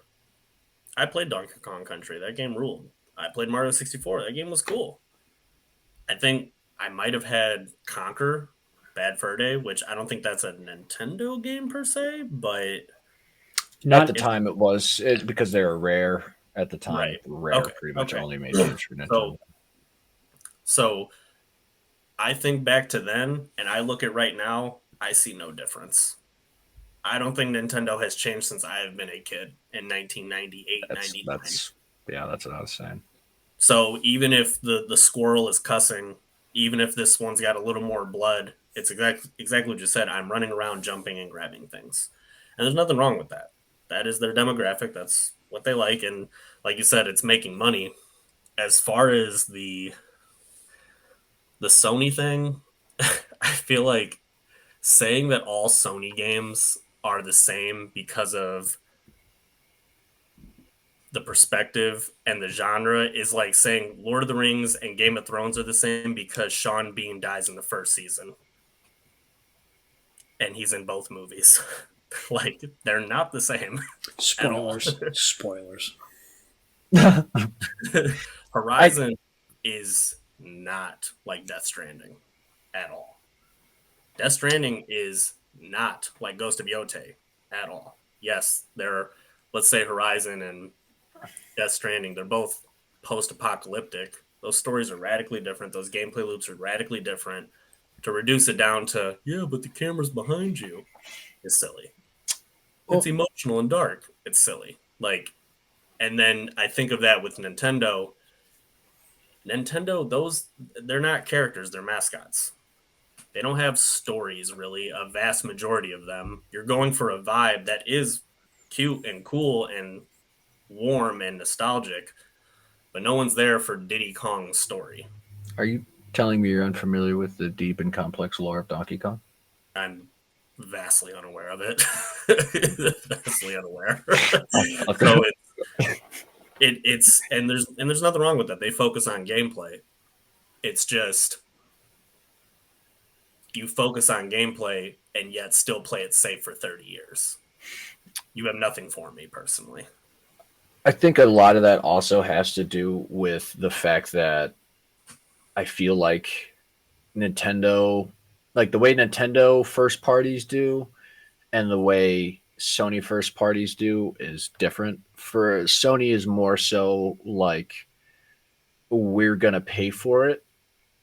You know, Sony's more, it feels like more in a producer role. They're going to write a check and they're going to give a developer, free reign to kind of make it their own. Whereas Nintendo is like the producer and the director and the developer. You know what I mean? It's like they're not writing a studio a blank check and saying, do whatever you want. They're like, we want this. You're the one that's going to do it. Like, just make it. Just don't think, don't get any fucking, inspiration. I want you to do the thing that I'm telling you to do, and I'm giving you money to do it. So go ahead and do that. Yeah. Because, like, for example, my favorite games on the Switch is the Mario Rabbids game, the Kingdom Battle. That game is super fun because I love XCOM. So that game's super fun, and it's like, this is awesome. This is not. There is collection, but it's like you're exploring the open world, doing puzzles, and sometimes there's like almost Metroidvania mechanics to it. In some cases, it's mainly gear and weapons. Yeah, and it's like it's cool though because you can explore and your exploration is rewarded. They have challenge stages, so it's like harder battles or battles that are like puzzle based. Like you have to do this, you have to kill so many enemies within so many turns in order to get this collectible. It's like that's cool, that's fun. It's not just be a little bit better at jumping. It's you genuinely have to think and utilize different characters. They even in some cases they force you to use other characters. There's RPG mechanics systems where you're upgrading. You're getting points obviously for all the battles you're doing, and you're upgrading the different things. It's like Nintendo very much. It's one of those things that makes this question irritating. Whereas Nintendo has the capacity, they have the knowledge. Like it's not like they're not incompetent. This isn't happening because of incompetence. It's happening because they're comfortable and they're making money, and their fans are their fans. They're, like I said, most households have one console. So if they have a Switch, they're gonna buy it because that's what you're gonna do. They're also the most strict with their IP, which I don't Right. think a lot of other companies are. In terms of what you're allowed to do with them. Like they have a whole rule book with their characters. Right. So which is why I'm saying it's more them saying make this game. They yeah. Mario wouldn't do that. Like he will if I make him. Right. Well, and another thing with that, it's like he's not real. Right. It's kind of like what like what you're saying, what Brandon said. It's like they're mascots. Yeah. Whereas like Mario is a Nintendo creation. Donkey Kong is a Nintendo creation. A lot of these studios they're Sony first party studios, but the studios made the character. Sony is just paying them to produce the game. It wasn't a character created by Sony and then they're having a studio make a game on them. They bought a studio that had a character, and now that character is being utilized. To build off your analogy, I think it's like a museum where Sony owns a museum and then puts money into it and then lets any art go in there. Whereas Nintendo owns a museum in the same fashion, but they also stand at the door and they're like, I don't think your art's allowed to come in here. Or the art that's in there, they're like, you should change this about the art. And then you can show it off. They just put a red cap on everything. It's like the Mona Lisa. It's like, I think I could fix this. Put a red hat with a letter on it. Right. It's interesting, man. Like, I guess there's really no better position to be in than what Nintendo's in, because it's just Nintendo. Not saying they couldn't, but this is why Xbox and PlayStation to me were always, for lack of a better word, I took them serious, and Nintendo was always something else. It's like Nintendo isn't putting out BioShock. Nintendo isn't putting out Mass Effect. Nintendo isn't putting out The Last of Us. It's not putting out these games that we will be talking about, and you'll be talking about Mario and stuff, but BioShock sits in an echelon of its own. And there's just nothing remotely like that on Nintendo. I mean, you got the new Miyazaki game coming or whatever, but at the end of the day, I think one of the biggest problems where people find themselves, which you could still find yourself disgruntled either way, but I think where people really get bothered is it's the same way with it's different, but the same. It's like the Microsoft thing. Everybody was, real bummed out, about how Microsoft was treating everything. But it's like, at the end of the day, really, it was kind of in their mission statement that they didn't give a fuck. Whereas, like, Nintendo is something similar. It's like, you can get bothered that Nintendo doesn't innovate, and that would be a fair thing to say. But at the end of the day, they have made it clear. They have never been like, yeah, our thing is innovation and storytelling and anything like that. That is not Nintendo. It is not Nintendo's identity. It is not who they are as a company. Their whole thing is comfortability and consistency. They give you those games over and over again, and you can't blame anybody besides the people that buy the games for why they keep putting the games out like that. And at the end of the day, they never promised you anything besides what they've been delivering. So they've you can be upset with it, but they haven't done anything wrong. Yeah, Now, I wouldn't say I'm upset with Nintendo. I mean, just in general, like anybody who's, because people people are posing this question. I know you weren't meaning me specifically, but I guess I think about it from the context of everybody else in the industry is held to a standard of why aren't you innovating? But Nintendo isn't. Everybody else is held to a standard of what's new. Nintendo isn't. Everybody else is held to these standards, and we're all like, oh, what's going to be the new thing? How come blah, blah, blah, whatever. It's like the thing with the Sony. It's like people are willing. The fact that argument comes up a lot, like, oh, it's a third-person story-driven game. Dude, what kind of complaint is that? That's the genre. Like, what do you mean? That's like saying, oh, it's a Western that takes place in Wyoming. Are you kidding me? Like, I mean, and part of that is shooters in the Western. I mean, yeah, it's like, what? But Nintendo's better jump on that ledge and grab that star, dog. Well, yeah, it's I guess it's one of those it's like the age-old thing. It's like even something, my old man told me about working in the trades. It's like, don't ever tell anybody you can do a bunch of, like, obviously you make your money, but it's like, don't tell a bunch of people you can do shit, because people will start asking you to do a bunch of shit.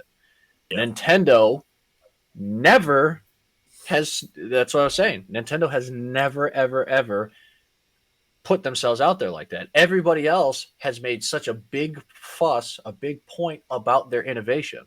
They put themselves on the spot. They put that spotlight on that aspect of game development. Nintendo never did.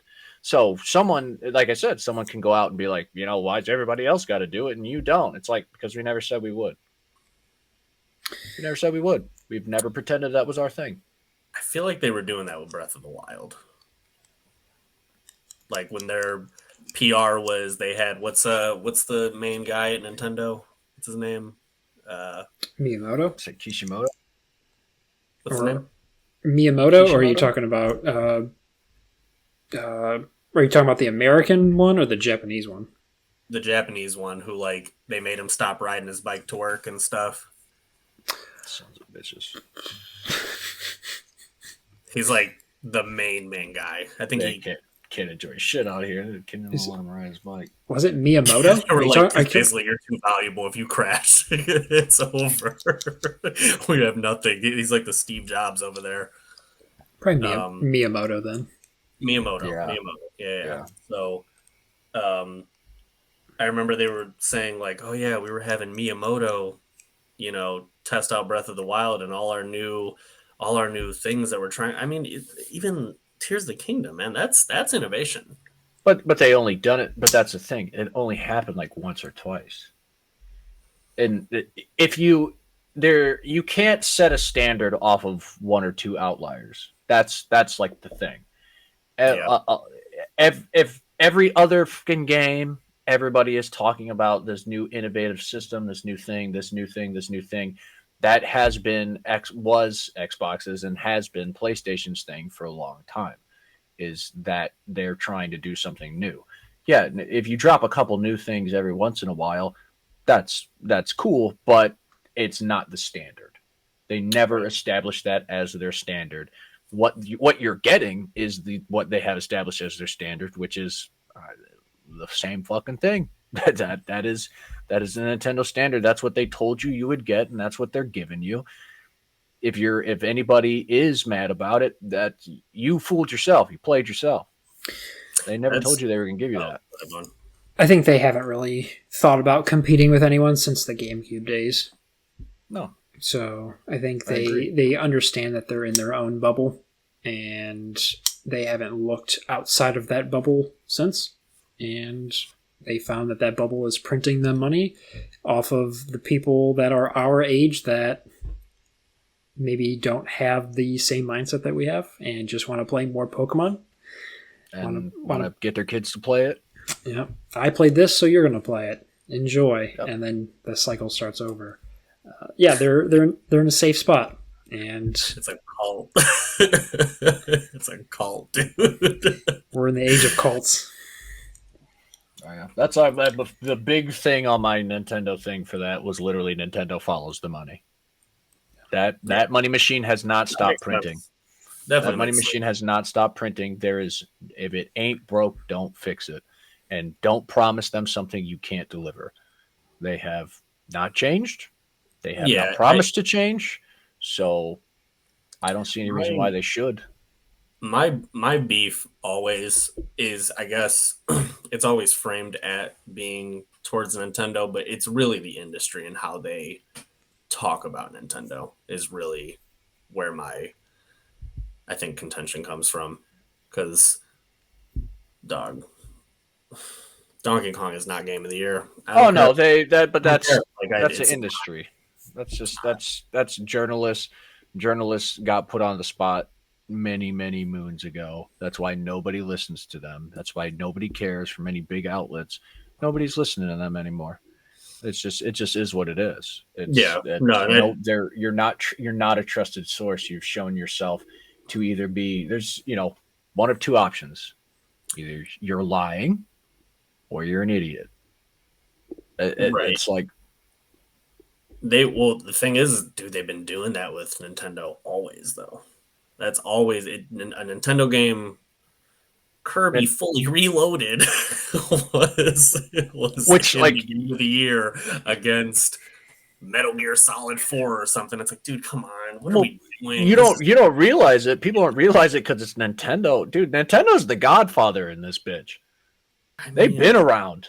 They've been around longer than anybody else. They got more cheddar than anybody else other than Microsoft because Microsoft has Windows and shit.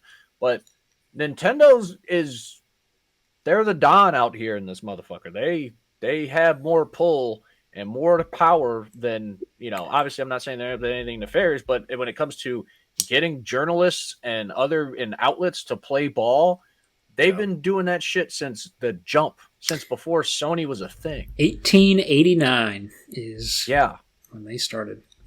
The Nintendo Toy Company. They started as a toy company. Yeah, they were doing like little Harafuda cards, like a little card game back then. Yeah, they've been there. Yes, people are going to do that. I don't agree that they should, but that just goes back. Like I said, that's why trust has eroded in that industry, but I can't blame that industry for bending the knee to Nintendo. If you're going to play ball, you got to play ball. And Nintendo is somebody who either you're going to fucking play ball or you're going to get out. You think that you would have to play ball if you were in the industry with Nintendo? You'd have to. If you're a journalist, if you want to cover they'll just not give you the shit. That's the same with a lot of IPs, a lot of industries. Nintendo. Oh, you mean like if it was like an IGN or something? The reason people are kissing their ass, because how it works is there's exclusivity, exclusivity, and so you're getting the scoop, you're getting the news, and as a news outlet, that is your lifeblood, is that you can get the news before everybody else.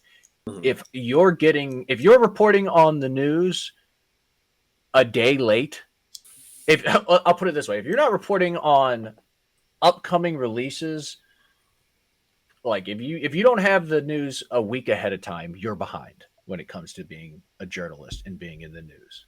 It's the YouTube Shorts thing, trying to get the trend of like, news, yes, opinions, I don't necessarily think so. Well, opinions, you work for the fucking company, that's where that all shit rolls downhill, all that, where it's like they give the inside scoop, like say you work for IGN. They give the inside scoop, the exclusivity, all that shit to IGN.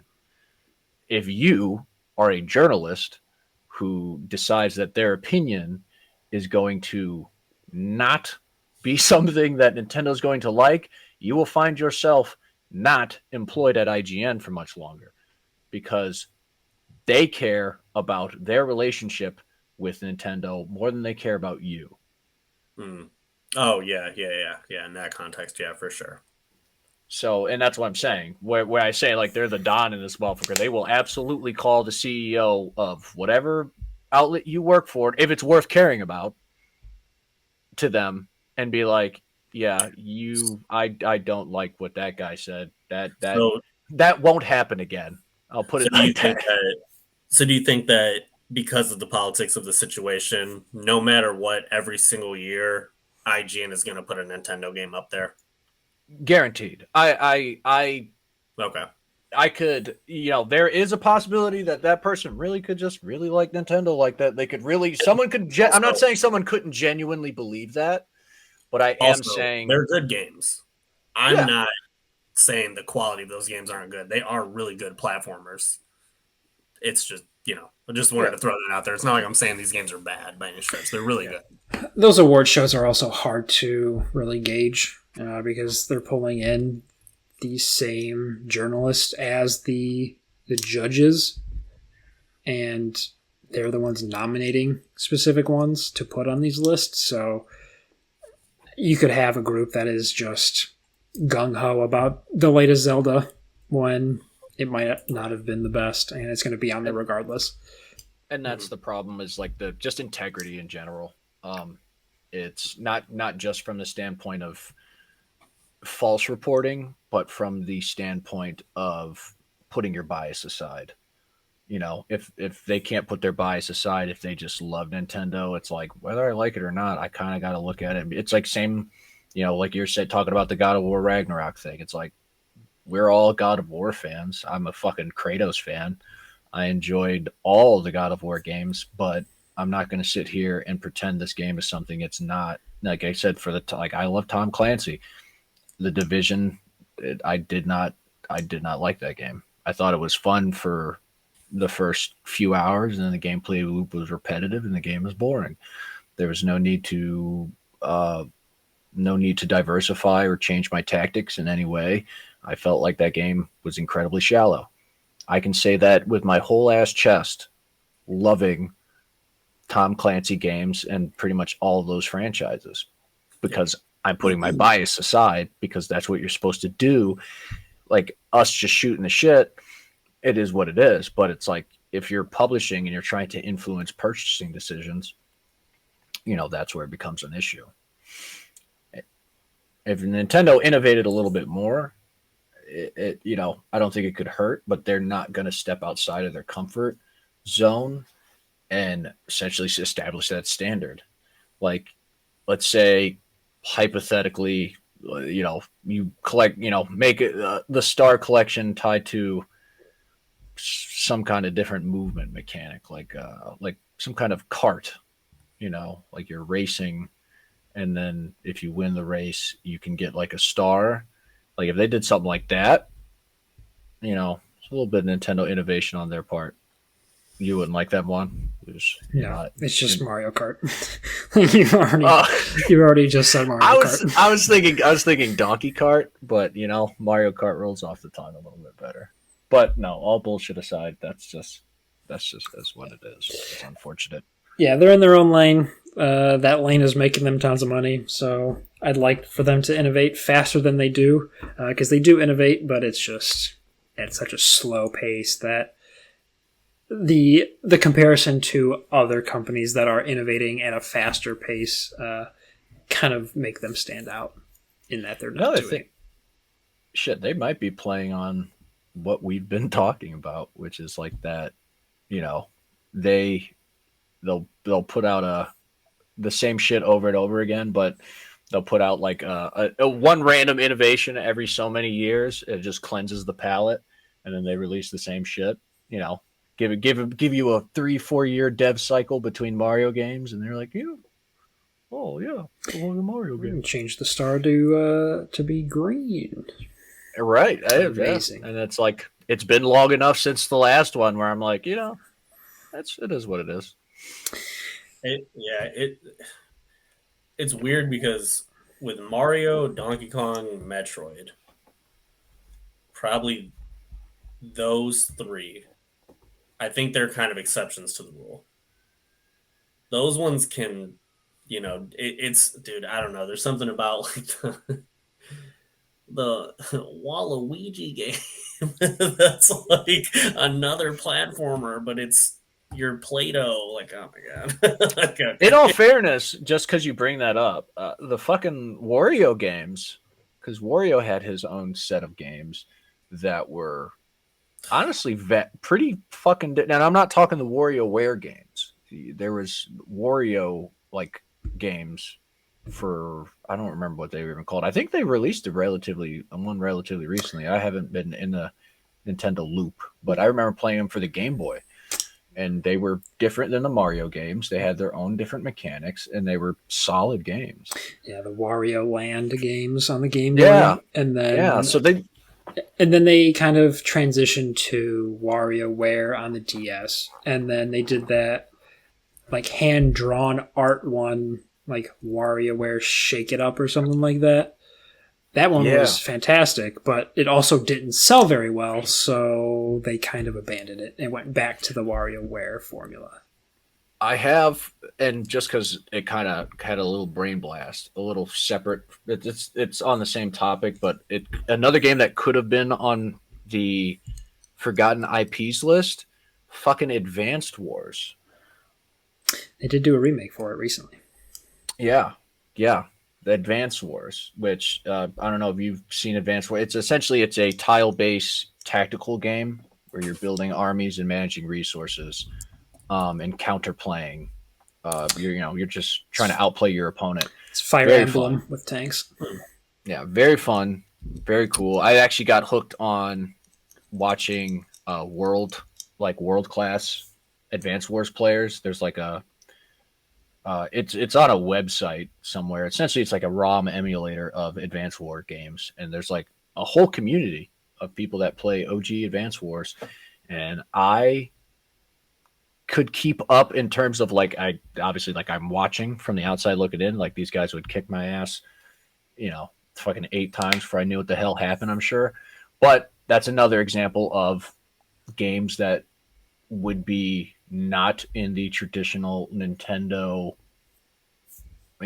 wheelhouse, or not like the traditional, like what I expect to see when I see a Nintendo game, some collectathon bullshit that really hasn't gotten any love. Like it got remastered, but like even then, it's like, I'm not saying everything has to be a remake or anything, but it's like, it wasn't a remake. They didn't innovate. They literally just updated the character sprites and the art for the game and then kind of re-released it. And I think they made online. So even then, that really wasn't innovation. They just slapped a fresh coat of paint on it, which is fine. A lot of times I'm not someone that's bitching about what Nintendo's doing. It's good business. It's smart. What they're doing is smart. Like I said, they have not set a standard for themselves that they have to uphold. And so they don't. Cool. All right. Fair enough. Final topic. We can probably blow through this one. It's not super, super deep, and it is running on like over 2 hours. I want to keep this short and sweet. What is a franchise that may or may not be dormant that would benefit from a remaster? I think that was my topic, so I'll just throw out some quick ones. I think Dante's Inferno would be a good remaster. Yeah. Spec Ops The Line, I think, would be a nice little remaster. Throw some... I don't think you need multiplayer for that. Just remaster the single player and shoot that out there. The obligatory Bloodborne, but we know that's never going to happen. Doesn't need it. Puppeteer, I think, would be a cool... It's a PS3... Like, didn't sell very well. It's like a 2D... it kind of had a similar layout to Little Big Planet in terms of the fields that you could jump between, but it was like a 2D little adventure platformer. Okay. And the one that I know we're all going to love, Asura's Wrath. Dude! Remaster that puppy. Yeah, Sora's Wrath is so fucking fun. Give me a sequel, but at least remaster it. Dude, please. Absolutely, please. That's my... Capcom should do a full-blown remake of that one. Just remake it, because for the most part it was QuickTime events, ain't it? I'm fine with that, dude. That game is one of those games that the shit that is happening when you're doing that is sick. You couldn't really put it into gameplay, in my opinion. I don't hate QuickTime events like most people do. That would just be a cool game for them to expand combat. Just keep it how it is and then add combat into it even further. I would want them to keep the look to it, but yeah, if you could expand the combat in terms of the remaster, I think I'd be okay with that, because I don't think you could change the look of that game without fundamentally ruining that game. Right. Yeah. Yeah. War of the Monsters.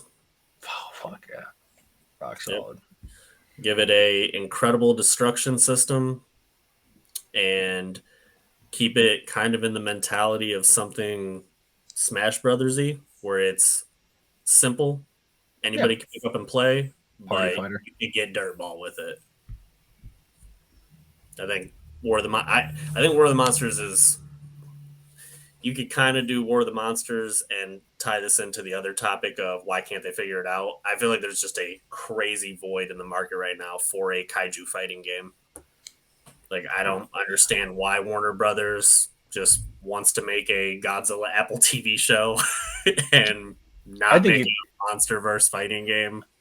I think you could even expand that to party fighters in general. I think there's a big hole in the market for non-intensive, and as somebody who loves Smash and plays Smash at what I like to believe a decently high level, it's one of those things that because like I played like Brawlhalla, I played the DC fighting game, I played, and I play Smash, and it's like those games have that skill level, and it sounds weird, but I think a true blue party game is a game where the skill cap is low.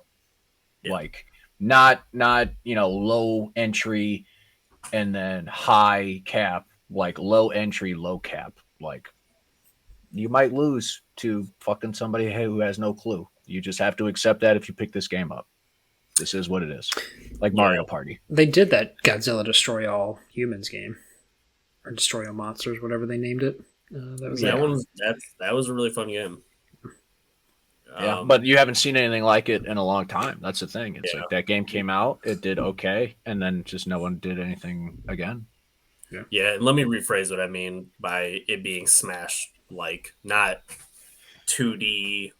No, I get what you're saying. Yeah, literally War of the Monsters template, but accessible. Yeah, that's it's a party game. Yeah, yeah. Like I said, a game that I could lose to somebody I could play this game for hours and then lose to somebody who has no clue what's going on, because you don't have to. There is no, deeper combo system or deeper mechanics. It's a few buttons. Yeah. Power-ups drop on the map. You can a destructible environment where you could use the environment as a weapon itself. Dude, I don't get it. I don't get it. Make War of the Monsters, man. I feel like, they'll never in a million years do this, but if I were Warner Brothers, I would, after Mortal Kombat 1, I would tell NetherRealms to take a chill pill and go make a Godzilla fighting game. Run a blank check, give them, and be like, do it. Just do it. Especially now. They released that Monarch TV show, and they have all these different kaijus now that they introduced into the mythos. Godzilla is on a roll. Like, it's the Kong vs. Godzilla, then it was Shin Godzilla, then it's Kong Godzilla 2 or whatever, then it's Godzilla -1. Now there's a new Japanese Godzilla coming and another American Godzilla Kong coming. What are you guys doing? Godzilla's big in Japan. Like, there were shops dedicated to nothing but Godzilla stuff when I was there. I'm like, this is crazy. It's a cultural staple, man. It baffled. You'll never meet a people that wants to be destroyed by something more.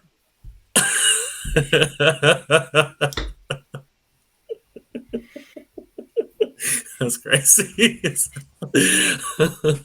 Step on me, daddy.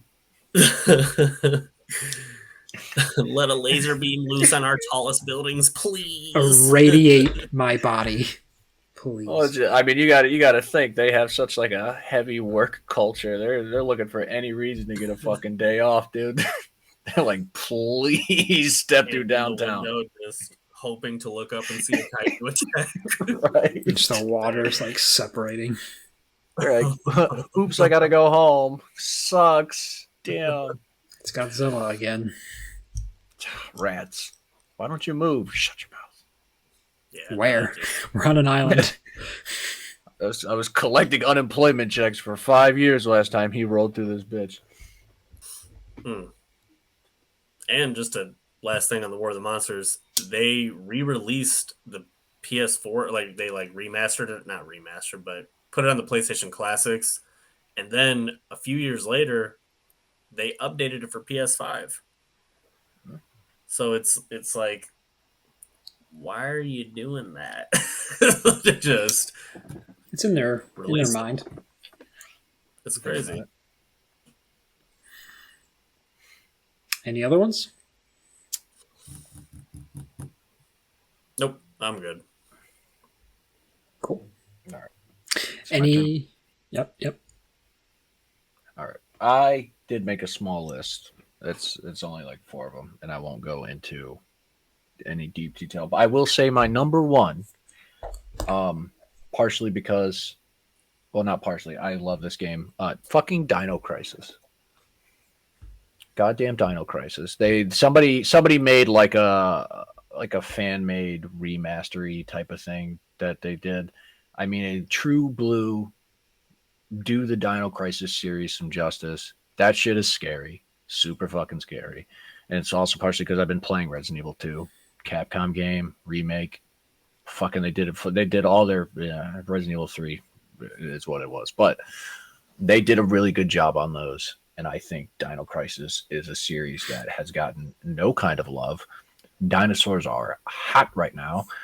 I mean, they always have been to me personally. But, you know, the world is in a dinosaur renaissance.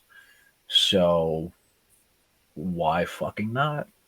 Why not? You don't have to do much, just like the Resident Evil remakes. Obviously, there's a lot of work that goes into remaking a game. So I don't mean not much as in not work, but you really are just taking a template that's already there and then just expanding upon it and modernizing the gameplay for now.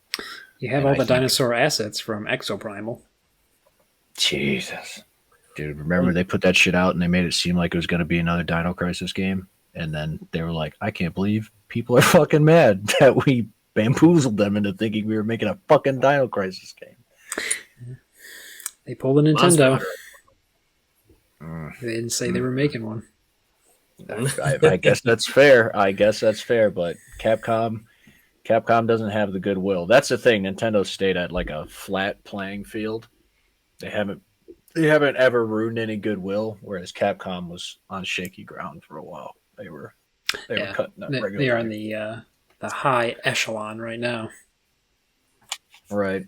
After that, as for party games, I have Power Stone.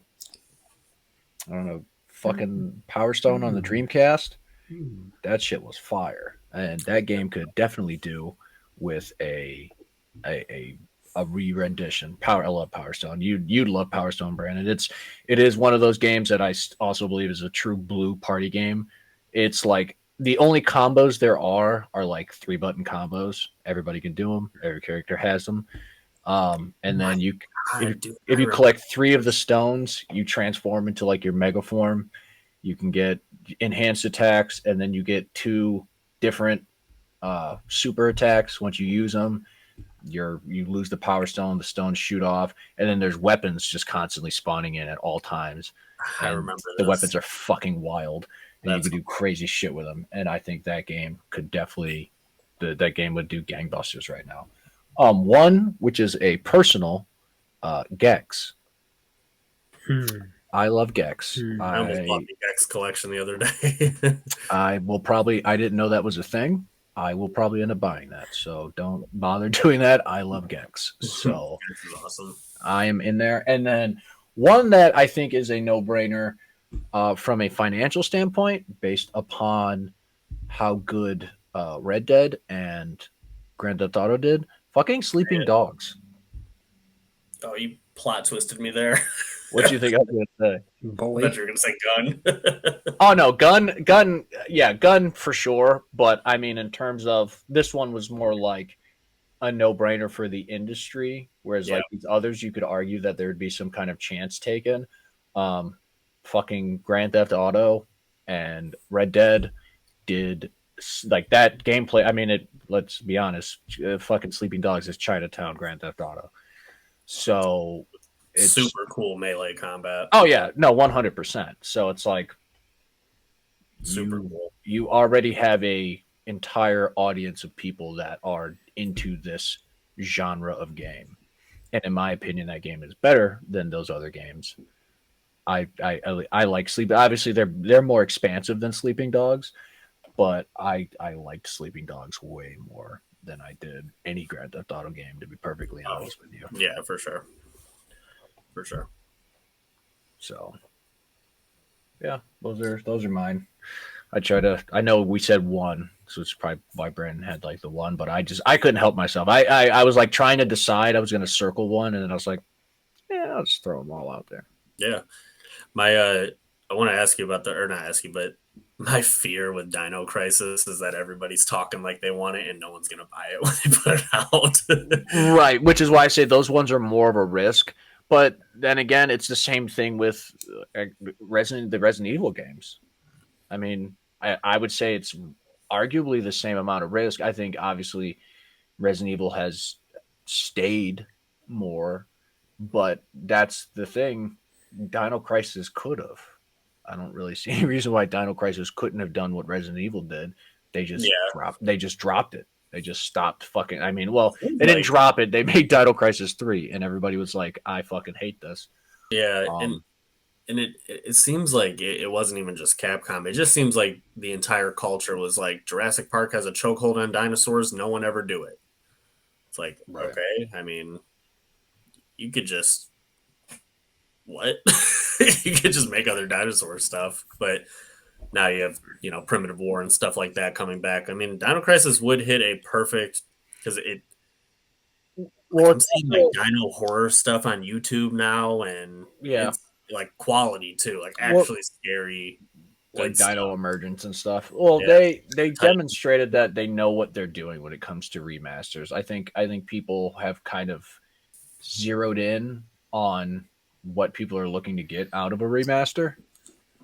So I think that also should factor into, kind of mitigating that risk factor for, let's say I'm a suit talking money. It's like, proof's in the pudding, dude.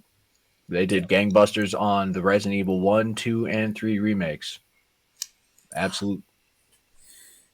You don't think they made... Leave out that last one. They made money. I know what you mean. Yeah. They made money off it. I'm not pleased with that remake. I will be very clear about that. But they fucking got me.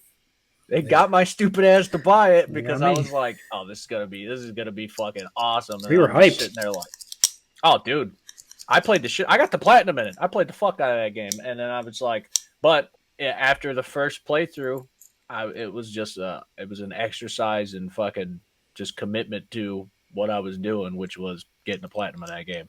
Partially because I just was so mad, was so fucking angry. I just wanted to be done. I wanted it off of my system, and I wanted it out of my face. I felt like they bammed my boozle. They tricked me, and I just was not having it. No. I think that series has been dormant for enough time that if you brought it back and put enough care into it at the same level as like the RE2 remake, then I don't think you'd have to worry about not recouping your money.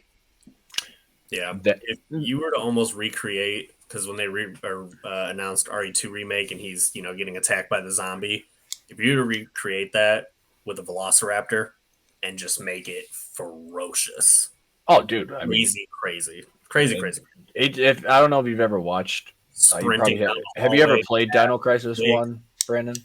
Yeah, not fully because it's really not a good game, but fully, but yeah. Well, yeah, but I mean, it's like those fucking attacks are brutal. Yeah, if they jump on you and they're ragdolling your ass around, you're like, I'm getting fucked up. That is really rocking my world. Like that, it's not 4 zombies in a hallway.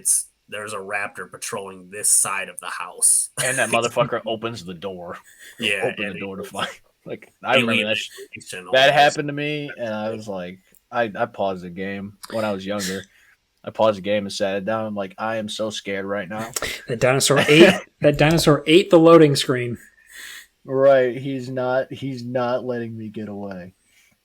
I would also say, just because I saw like the mod scene for RE2, let me do mods, so I can put big booties on the dinosaurs, real thick ones. It's my suggestion. That's for free. They can have it. I'm not going to patent it, but some dinosaurs, some big old mommy milkers is all I'm saying. That would be funny. I wouldn't have to leave the first room. Like, why would I need to finish the game? Right. I got what I win. Came here for. I win. I got what I came here for. It's so funny to think of a reptilian like skin with just human skin butt cheeks on them. It's ridiculous. Yeah, that's hard for me the too. Scaly butt cheeks is what I came here for, dude. There not scales on them bad boys. I've never thought about that before. Definitely not. You can thank Skyrim for that. Oh God, Skyrim. Macho Man Randy Savage the Dragon. That's horrible.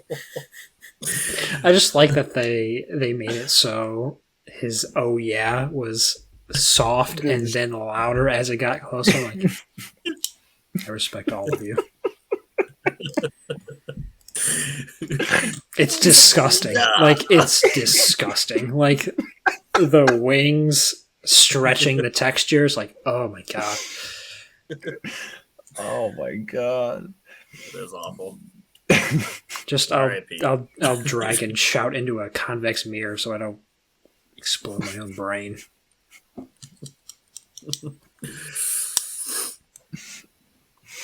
Alrighty. Convex mirror is wild. Oh fuck. We are at 2.5 hours. I think we can safely call it there. This was good. This was refreshing. Oh yeah. Yeah. Definitely get it out there, vet those ideas, and yeah. Alrighty. Well, we'll end it there. Thank you for joining us, and hope you enjoy. Bye.